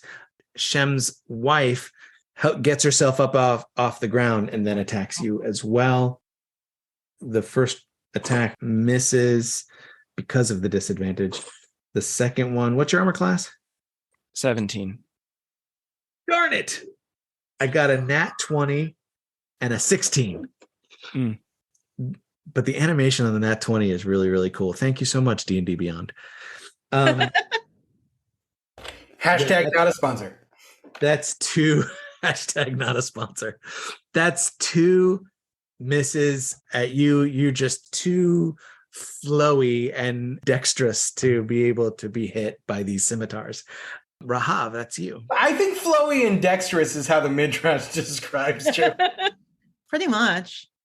All right, I want to examine one of the side rooms, preferably the one on my right. Yeah, it would take a little extra movement. You'd have to use your movement and your bonus action. You could get in there, and then you could use your action to like look around. Right. It's kind of like a dusty office kind of space. Looks like it hasn't been used in hundreds of years. What's that little white thing? It's like it's a paper that's on top of a desk that is so old that it just kind of crumbles when the air moves it. Okay. Is there anything useful in this room? No. Won't. I tried. Yeah. Wait, I can move still. I can do my like dash dive, whatever, right? You have about 20 feet of movement left total. I'm going to dash over to Isaac. Okay. Hey, buddy. Hey, Isaac, what's up? I'm just trying to prevent whatever is happening from happening. You're doing a great job. Tamar, it is your turn. All right. Let's attack Shem. So that'll put you here. Roll halberd. 24. 24 hits. Are you adding anything to this attack? Yeah, let's add some divine smiting. 8 divine smite. And second attack, or are you going to use the butt? Let's use the second attack. Okay. 15. 15 does not hit. No. Shem is able to parry with his scimitars. Okay. But you can still come up with the butt of the polearm, even though the first attack missed. Okay, all right, let's do that. Oh no. 11. Yeah, same. This one gets just, it catches him in the armor and he's able to take the hit with no damage. All right. And Ham and Eshed Ham are going to go next. Eshed Ham is going to attack Joseph with her trident. The shimmery movement of the cloak causes her to miss with her first attack. Her second attack also misses. You seem to be getting so upset when attacks don't hit me, Artie. Why are you wanting to cause me damage? A little bit. Oh, this is kind of, y'all versus me. He's the DM, yeah. Ham just starts running full tilt towards you, and he chucks his trident at Rahav. Oh. Wait, can I use my uncanny dodge? Yeah. But let's see if a 14 doesn't hit. Uncanny dodge, not necessary. Right. He throws the trident at you, and it sticks into the wall behind you. Hold on. Was that noise out of character or was that in character? Totally in character. Yes. Ham looks at you and just kind of growls in the back of his throat. Jonah, you're up. Okay. So let's move me to the pillar on the opposite side of the pillar from the guy that moved forward, just so I can be in view of the. Here. Yeah. Okay. And then I am now within 90 feet of that right statue, correct? I would love to cast Elemental and turn that into a gargoyle for my purposes. Ooh. Wait, but is it a golem? I was waiting. I would I was like to turn waiting. it into- Yes! I would like It's to turn. finally happening! I would like to turn that statue into a golem for my uses. A D&D, that would be a gargoyle. So you cast Summon Elemental. Yeah, spell slot 5th. Okay. Okay. Yeah, it comes to life. This is a concentration spell, so if Yeah. you take damage, you'll have to roll against it. That's why I want it to be opposite the pillar. The elemental has its own turn, so please Yeah, roll it does. roll a 20-sided die for the elemental's initiative. 5. So it's That's after me. So just to give a little flavor, you have summoned a creature. It takes the shape of a stone mound that moves out of the wall and starts to like break free from its unanimated state. That's And- cool. It looks like a cross between a golem and a transformer. Ooh. Is it not just the statue figure, or it became Yeah, like we can this- for flavor, it's the figure of the statue, but these Okay. are its stats. The song I Want to Break Free, Queen, is playing in the background as the gargoyle comes alive. That song is playing, but we don't have the rights to actually play it. Right, that's why I was describing it. And Rabbi Fixler is bringing out his toys to show us. Just so we Models, don't forget models, either. not toys, models. action figures. And that's your turn.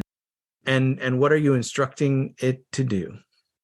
My instructions are to stop that spellcaster at all at any cost. It has a speed of 30. It gets here. Is that close enough? Yeah, but really, you want Okay. to attack Mrs. Noah before you attack Noah. No, it's going for Noah, but it really gets to about here and goes Yeah, it has- and bashes its hands against some sort of invisible force field. okay. And from what we can tell, Mrs. Noah is inside that boundary. Yeah. You're welcome, Josh. I hope you enjoyed that. You've made my day, sir. Mrs. Noah points at the golem and she gestures at it, says some words, and goes like this, and it goes back to its spot and turns back into a statue. She Oh, dispelled What? it, and I rolled a nat 20. So she successfully dispelled this golem. Oh, that's so And- sad. And we're at the top of the order. It is Noah's turn again. And his voice gets louder as he starts to say some last final words. And you hear again words that echo in your ears but disappear, but you get the melody of it. Da da da da da. And as that melody happens, a creature appears in the circles on the floor. Oh no. Uh-oh. That's right where I am. That's no good. You see this demon come up out of the ground from the circle holding 6 swords in her 6 arms, a serpentine body below her. And she says, "Who wakes Lilith?"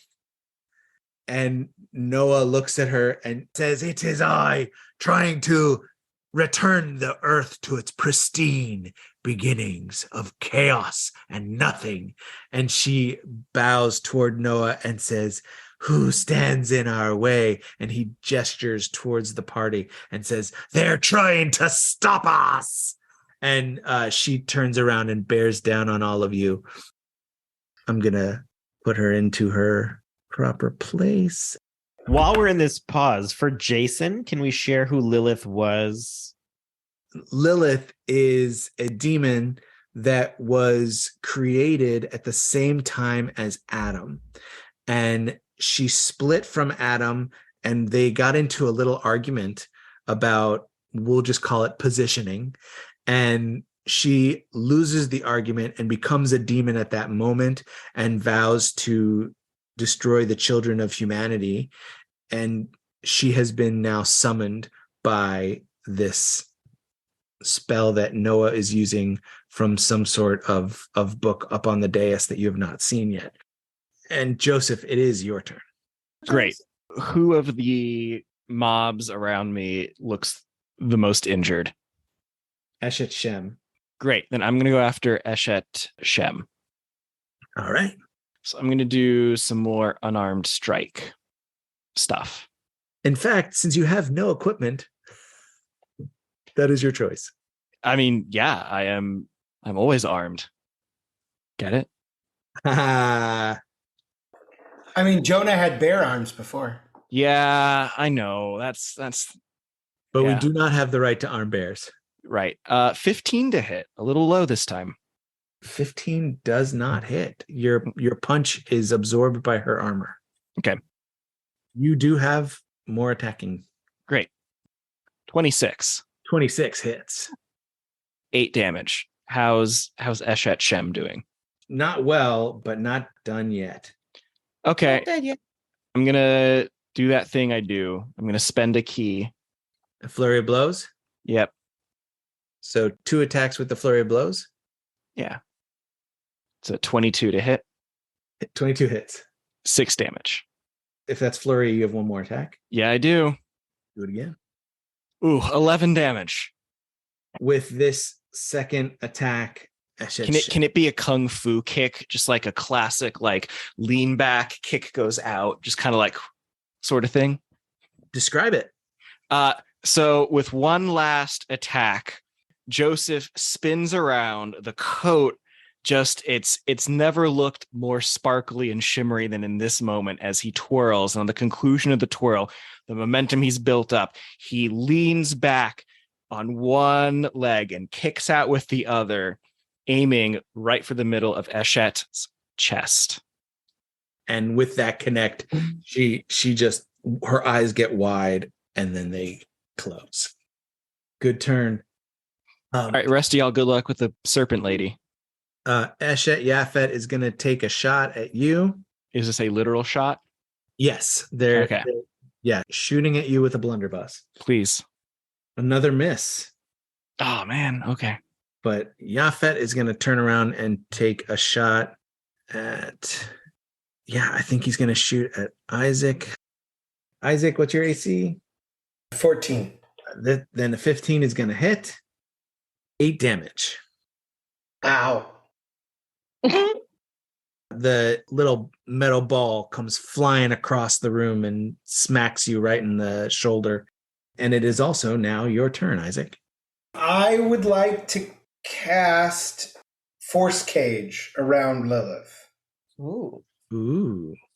which does not require a spell slot because of my special relationship with the great and powerful one. With God. And we'll just put it right around her. And she can see through it, and she is just kind of like glaring at you. Great. And she like licks one of the blades of her sword. Ew.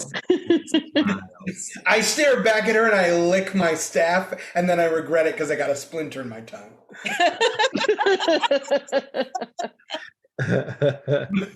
But I'm trying to look cool. Oh, you're Figure it out, Joseph. My dad used to say, "He who lick knife speak with fork and tongue."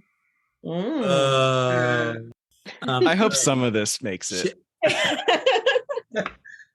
Shem is going to attack Joseph, by the way. So Shem and Eshet Ham are bearing down on Joseph. Shem, scimitar number 1, at disadvantage misses.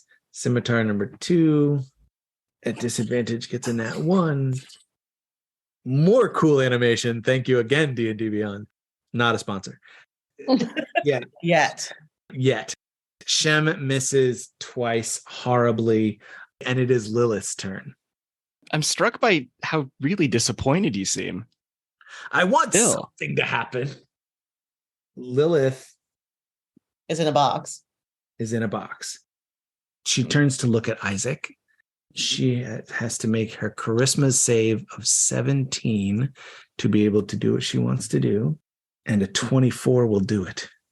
She disappears and reappears right here. Oh. Y'all have fun with that. I do not care for that. And she swipes at you, Isaac, with her tail. And then what happens? Math. She swipes Will it. there be no swipes math it in this game? with her tail. Your various protections that have created your armor class of 14 cause it to harmlessly slide off of you. Oh, her tail sliding off of me is also unpleasant, though. But she's in the middle of y'all. He accidentally licks the tail on its way down. Rahav, it is your turn. I'm going to take my Jericho's Defender and I'm going to stab Lilith in the belly. And you have a companion who is within 5 feet of her. Oh, so I get to do something. Sneak attack. 29 hits. Okay, great. And then damage? Yep. 32 damage, and her resistant. What kind of damage? Oh, it's magical, isn't it? So she does not have resistance to this. So she's taking the full 32. Yeah, you slice right into her side, and you pull out, and it doesn't look like it does as much damage as it would for a mortal creature, but it did hurt her bad. But she goes, good luck. She looks like Ursula the Sea Witch. Yeah. Yes, our poor unfortunate souls. So then I give her a dirty look. Mm-hmm. Tamar, it's your turn. Okay. Where am I? This is you right here. This is me right here. So I'm not close to her. Okay. So I think I'm just going to stab her. Okay. I'm going to throw my javelin. You're going to throw your javelin that you already threw? I think you threw it at Shem. So it's not. Oh, I thought. So it's not a boomerang? It is not a boomerang. It's a javelin. But you are also close enough to her that you could move to her and just attack her with your halberd. Okay, let's do that. So I'm going to take a swing at her. Okay. First attack. 15. She just fling and blocks it with one of her scimitars. Okay. Second attack. 19. 19 hits. This gets her. All right, damage. 15 damage. And then for a bonus action, well, I'm guessing the 15 damage didn't kill her. Correct. Correct. All right, so 15 damage. Are you adding anything to that? Yeah, I'm gonna find smite. How many would you like to burn a spell level to make it stronger? She's a demon. I'm gonna use 4. You only have 1 4th level spell slot. Okay. Yeah. I mean, again, it's Lilith. I think we want to take her out. All right. So roll 4 more d8. So funny. You rolled a 1, then a 2, then a 3, then a 4. I know, this is really sad. Total of adding 10. So you slice her with the halberd, and you hear this like chorus of angels as the slice does quite a bit more damage to her on like a section of her tail, more than it probably should have. Halved? Question mark. Oh, yes, absolutely. Oh, I got 28. 28 hits. So you come running over, slash at her, and she blocks. You slash again, and it cuts deep. And then you bring up the butt of the polearm right into her midsection as you do your battle cry, which is what? Oh. Wait, we didn't hear that. I didn't know I was supposed to have a battle cry ready. I'm sorry. I didn't either. I just decided to ask you. Torah Smashed.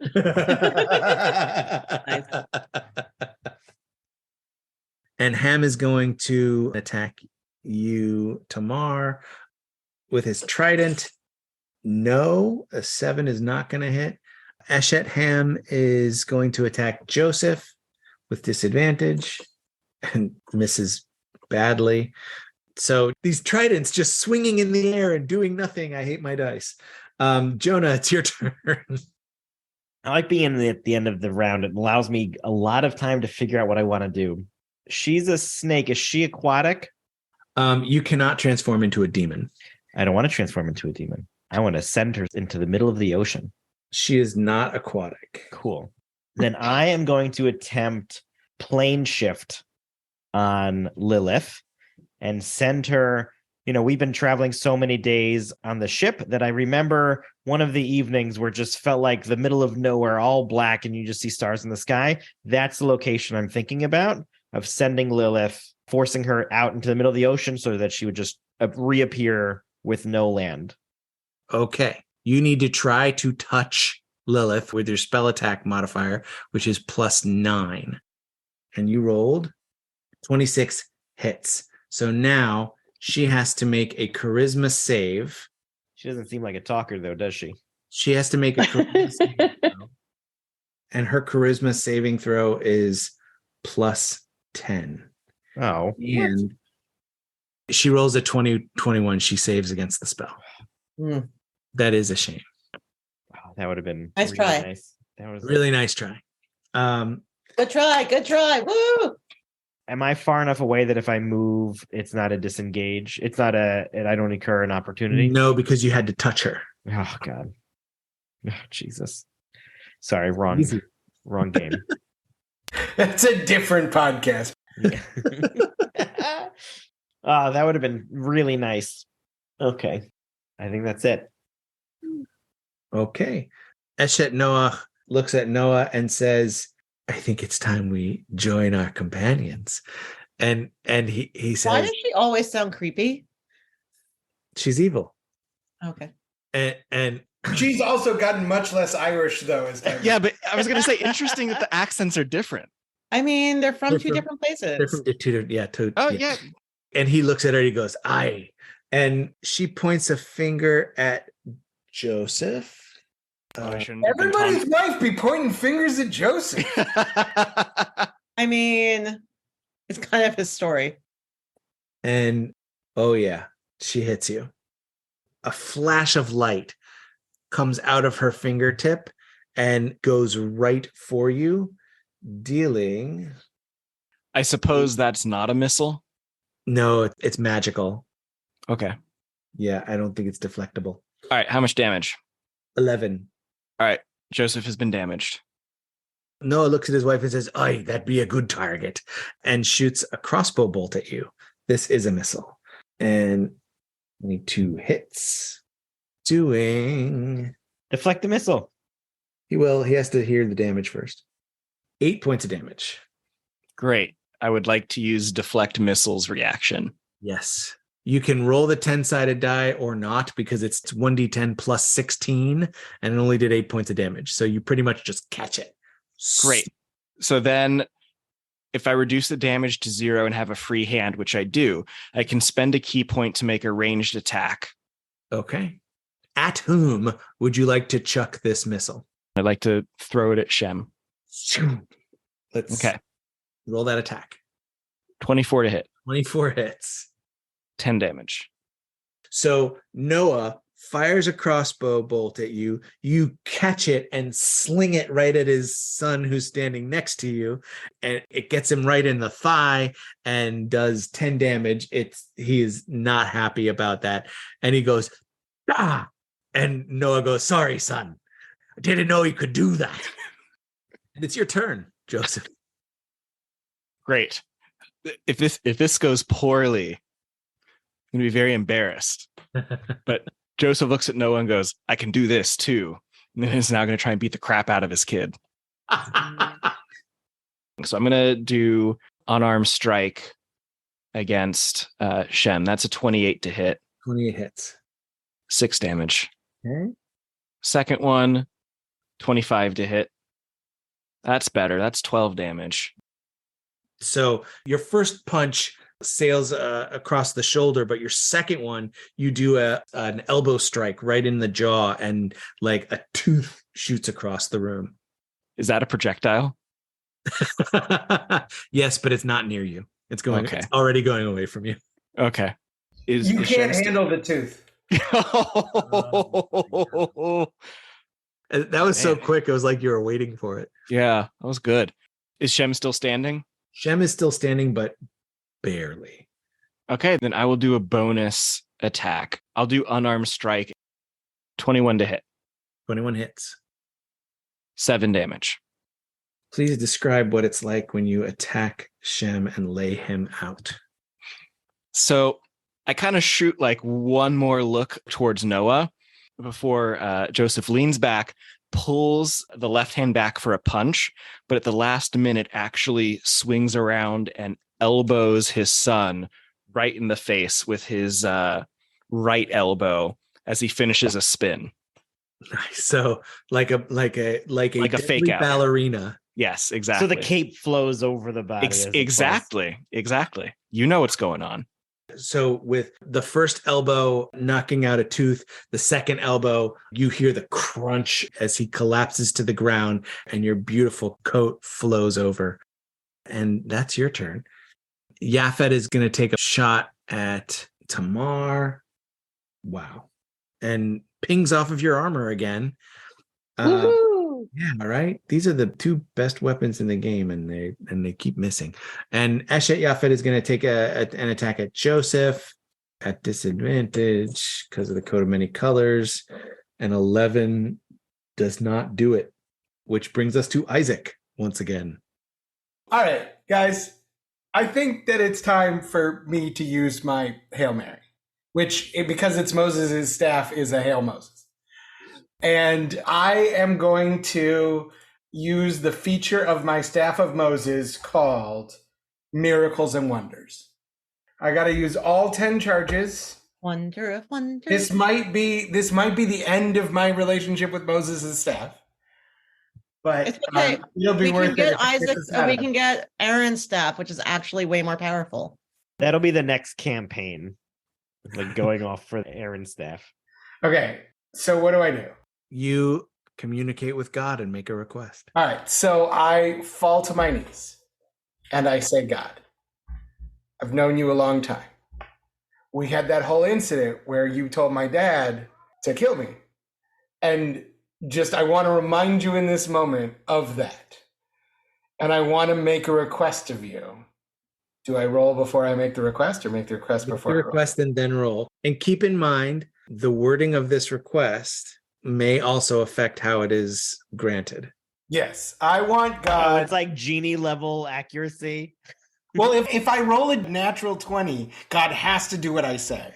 If I roll a natural 1, Oh, God, is that how it works? God doesn't respond. And if I roll anywhere in the middle, God does whatever God wants. Yep. This Okay. is all true. Okay. So, God, I want to remind you one more time about how you told my dad to kill me. And then I want to make a request that you go all Korach on these fools and open up the mouth of the earth and swallow them. Your request is to go Korach on these fools Yes. and open the earth and swallow them. Isaac, Well, can swallow you please? the bad guys. Swallow. Thank you. The fools in this case are very clearly Noah, his family, and Lilith. I had that compass before. You don't think he'd count me as a fool? Okay. Okay. So whenever you are ready, roll a 20-sided die. Okay, guys. Roll This is well. big. I need everybody to pray. Wait. Do any of us have any magic that we can help with the roll? I would, if one of you wants to sacrifice your action, and Joseph, you cannot, you've already gone. You can give him the help action by praying with him. And what will that do? You would roll this with advantage. All right, I'm gonna sacrifice my action to help Isaac over there. You will pray. Oh, thanks, Rachav. All right. Roll 2 20-sided die. Okay. It's 15. Okay. You got one more shot at this. Big money. Do it. You can do No it. whammy. 16. On a 16, you offer this request to simply, essentially end the battle and destroy everyone in it. What happens is the room rumbles. You feel an earthquake as the entire mountain seems to lurch under your feet. And you hear the voice of God saying to you, Isaac, life is not that easy, but I will do my best to make it easier on you. And it does not seem to affect the 5 of you, but everyone else falls prone. And you also get a sense that whatever magic Eshet Noach was doing is now gone. And Isaac now has the idea for the title of his memoir. It's going to be It Is Not That Easy.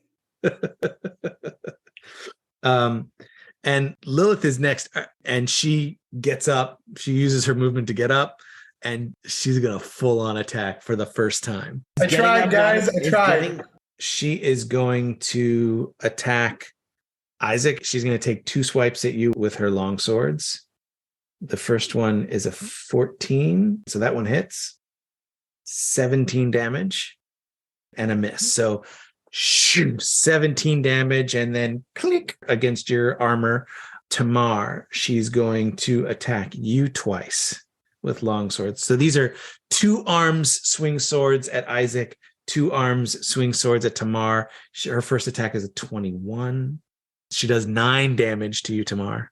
The second attack at Tamar, another 13 damage. So total of 20 damage.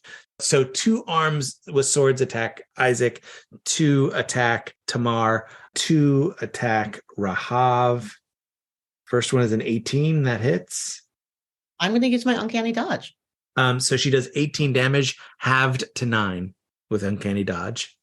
And her second attack on you is a nat 1. And Jonah, she swipes at you with her tail. 23 to attack, so that hits. Ugh. 19 damage, and you are grappled. You are restrained. Man. And she goes, "That's woman." And it's Rahav's. But I used my attack already. Oh, right. Okay, thank you for being honest. I would have totally forgotten. Tamar. All right. So Lilith has just done significant damage to me, correct? Correct. Because she has gotten up. So I am going to hit her back. Can I use Searing Smite on her? Yeah, so what Searing Smite does is that the next time you hit her, then the attack does extra damage. So let's do that. Searing Smite. Ooh, 31. Wow. Yeah, 31 hits. And reminder, you can also add Divine Smite. You can also add Divine Smite. 7 Divine Smite. 14. 14 for a total of 34 damage. You rip through part of her torso, and you hear again like this light come from your sword. The light has like sound to it as the halberd cuts through her, and it also burns through her with your Searing Smite as well. Wonderful. And for your second attack. Ooh. All right. Attack. Ooh, 30. 30 hits. Damage of 14. And then you want to use the butt of the halberd? Sure. 22. 22 hits. 6.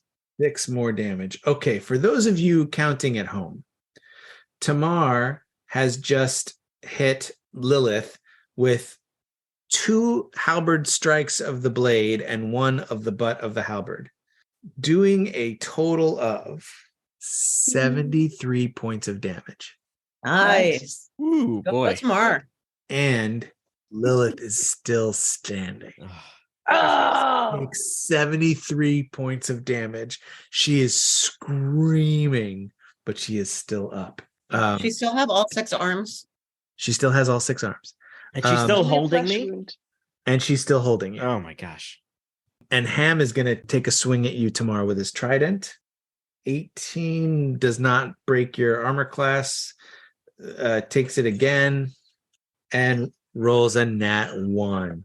So misses you twice with both of his trident attacks. But Eshetam is going to attack Joseph with her trident attacks. Again, with disadvantage. The first one misses, so I don't need to roll a second. And for her second attack, at disadvantage, also misses. So she's like jabbing at you with the trident, and you're just like, whoo, dance out of the way, whoo, dance out of the way. Again, I'm just going with this deadly ballerina motif. You make me feel like dancing. You look good doing it. I'm glad we're all we are understanding on what Joseph's priorities are. Yes. All right. Jonah, what can you do that I can foil this round? Yeah, right. All these things that keep getting shot down. Well, I am still being withheld, which is going to be a huge problem for me already. My first question is, how am I being restrained? Like, what is available, what's not available? Her tail is wrapped around you. Around my waist and my arms are free? You can move your hands. You couldn't like use a weapon strike, but you can like wiggle your fingers enough to do somatic motions. Yeah, let's do this. I am going to cast Misty Step to teleport out of her clutches. Yeah. So it's only verbal. So I mutter some words under my breath with all this fighting going on, and I'm briefly surrounded by this silvery mist of smoke, and I teleport out of her arms about halfway up the aisle, closer to Noah and his wife. Behind the pew. Let's hide from them for now. That was your bonus action. You still have an action. All right, cool. So I shoot my crossbow at Yaphet. Okay. 18 to hit, 18 hits. 7 damage. Plus a d6. This is a dragon wing crossbow, and you get, in addition to the d8, you also get d6 of damage of whatever type you choose. Cold, fire, acid, lightning, necrotic, poison, psychic, radiant, or thunder. Now I'll stick with this god theme going on. I'm going to do a lightning one. So the after effect of this, like 3. So total of 10 damage to Yaphet. So you shoot the crossbow, and then you see this like electrical charge follow the bolt. Yeah. As you do 10 damage to Yaphet. Yeah. Are you moving? Nope. I'm just going to crouch behind this pew. Okay, Barty. Okay, Eshet Noach, she reaches her hands up into the air, and right around here, a kind of dark, misty, glowing mace appears, and it moves towards Jonah and attacks you. And yeah, on a dirty 20, that'll hit. 2 damage. Noah is going to come running down here. He's going to hop over this. Bonus action, he's going to come up a little bit more. He's going to waste a bonus action just for the chance to take a swing at you with his scimitar. A 15? Well, all right. No, not all right. 11 damage. But that's all he can do, and now he's standing right next to you. Joseph, it's you. You've already defeated 2 enemies. Yep, and I'm ready for number 3. All right. Am I in melee range of them? And if I move, that would provoke an attack of opportunity? Yes. Okay, great. So I'm just going to beat the stuff out of them then. Good luck. I don't know that I need luck, but thank you. Here we go. I'm going to start with an unarmed strike. 25 to hit. 25 hits. I do 6 bludgeoning damage, but because I hit, I'm going to spend a superiority die to add that total to the damage roll. Yeah. Okay, rolled a 3. And I'm attempting to do trip attack. So they must use a strength saving throw. Nat 1. They are down. Yes. And I'm going to say they're going to take falling damage for that. It's not a lot. They're going to take 2 falling damage. But she's prone, which means you attack at advantage. Great. So I can do a second unarmed strike, a bonus necrotic attack thing. Hand of harm. Yes. And then my flurry thingy. You could. Twice. Yeah. Okay. Great. I'm going to do that. Okay. 22 to hit. 22 hits. I do 8 bludgeoning damage. Now you can flurry those if you want. Yes, I would like to do that. 21. 21 hits. 10 damage. Okay. And then the second flurry? 7 damage. Ethan, please describe what it looks like when Joseph lays out Eshet Ham. Oh, I did it in one go. Well, in 4 goes, but yes. Okay, but in one turn. In 1 turn, yeah, 4 attacks. Bam, Okay. bam, bam, bam, bam. So Joseph does a leg sweep. So Eshet falls over, and then it's just like almost moving so quickly that your eyes can't see, and you don't know what is Joseph moving quickly and what is a distortion from the coat. But there's this flurry of color and light and sound. And when Joseph kind of stands back up for a second, he takes a big breath in and an exhale. Very nice. Centers himself. And you still have movement if you wanted to get closer to an enemy for your next round. I'd love to. Yeah, I'm going to get up to Noah. That's easy for your movement. Wonderful. All right. So Yaphet and Eshet Yaphet are both going to take shots at Joseph because they are not happy that they keep missing. And guess what? They keep missing. The ironic thing is Joseph would like them to hit. Yeah, they're missing badly, and it's embarrassing. And it's Isaac's turn. Okay, great. I would like to attack Lilith. That seems like she's closest to me. I've got these firebolts. A firebolt's a cantrip, so which means it's no spell slots. Okay, so let's cast this fireball. Okay. It's a 16 to hit. 16 does not hit Lilith. That brings us to Lilith, who is going to do what she did last time. She's the 3 people who are around her. She's going to attack twice each. Can I use defensive duelist? Yes, we'll see if she hits. If she hits, you say defensive duelist, and I'll let you know if adding 5 to your AC was enough. But the first one is an attack at Tamar, and she misses.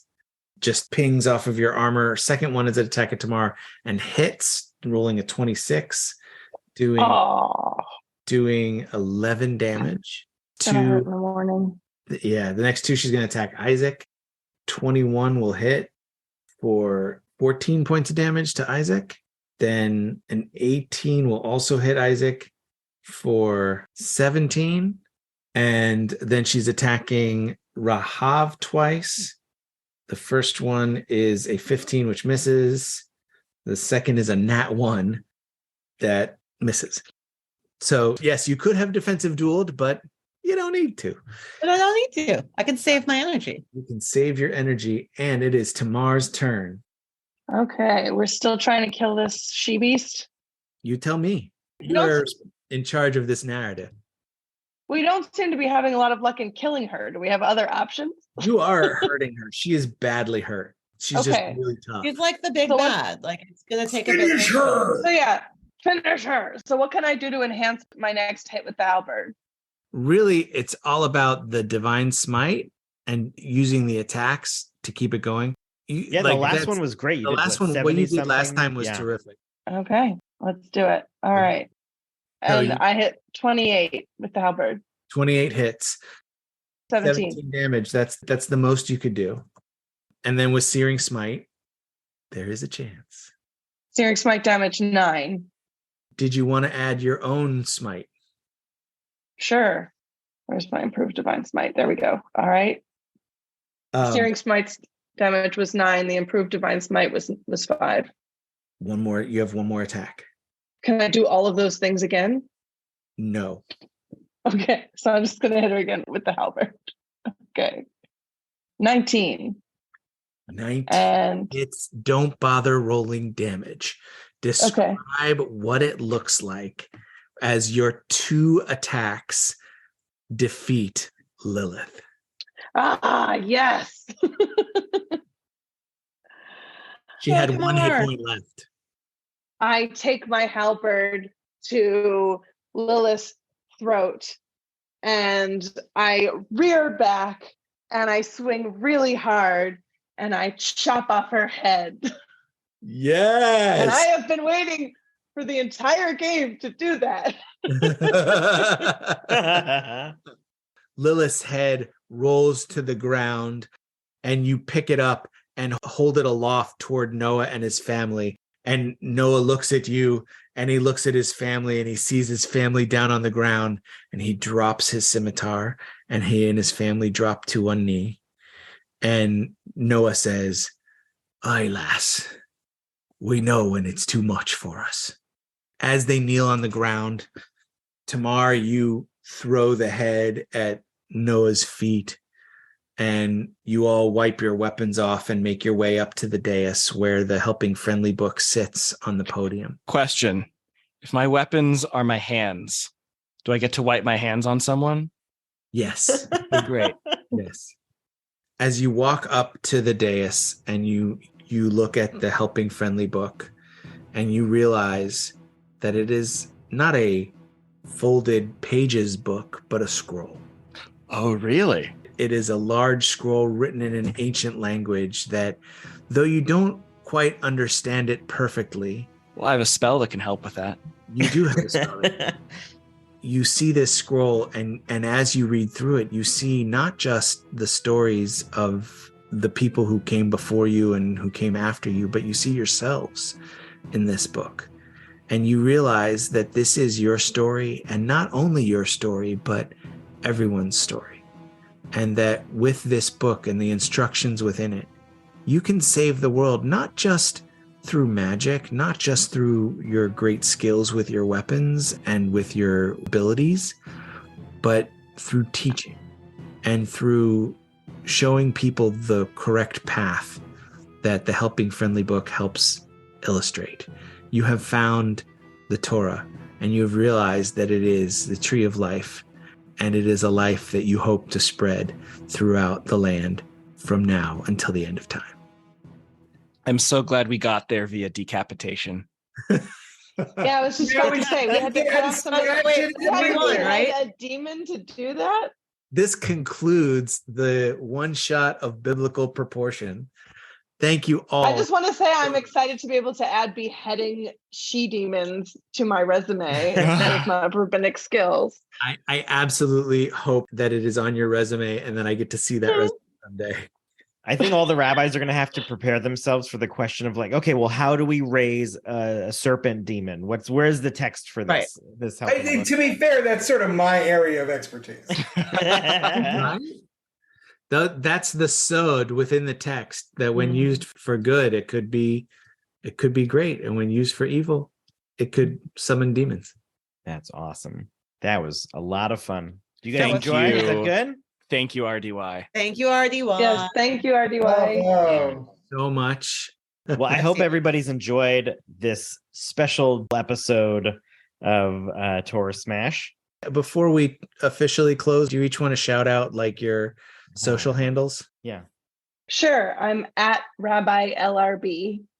I am at Rabbi Isa, RABBIISA, on all the socials I want you to find me on. I am at Fixler and at Golem_museum. Yeah. Awesome. Thanks Thank you again. so much. Thank Big you, everyone. thank you to my co-hosts, Barak and Ethan, for an amazing first year. And a super big thank you to our guests, Rabbi Leah Berkowitz, Rabbi Elisa Koppel, and Rabbi Josh Fixler. Thank you. Well, I am looking Thank forward to you. continuing this adventure next year on our 2-year anniversary. All right. You didn't realize that you were signing up for. See you in a year. So as RDY said, that will conclude this Torah Smash anniversary special. Our fiscal sponsor is Jewish Creativity International. Our theme music was created by Sean Fogel. You can check out Sean's bands and studio work at www.thesleepywest.com. If you enjoyed today's episode, be sure to rate and review us wherever you listen. It helps others find us and is an excellent way to support the podcast. We want to hear from you and continue today's nerdy adventure. Go to TorahSmashed.com to find where to connect with us online, purchase swag from our store, support us with a donation, find previous episodes, and more. And some Torah text can be interpreted to teach us that beauty is in the eye of the beholder. So roll a dexterity save because the beholder is firing a disintegration ray at you.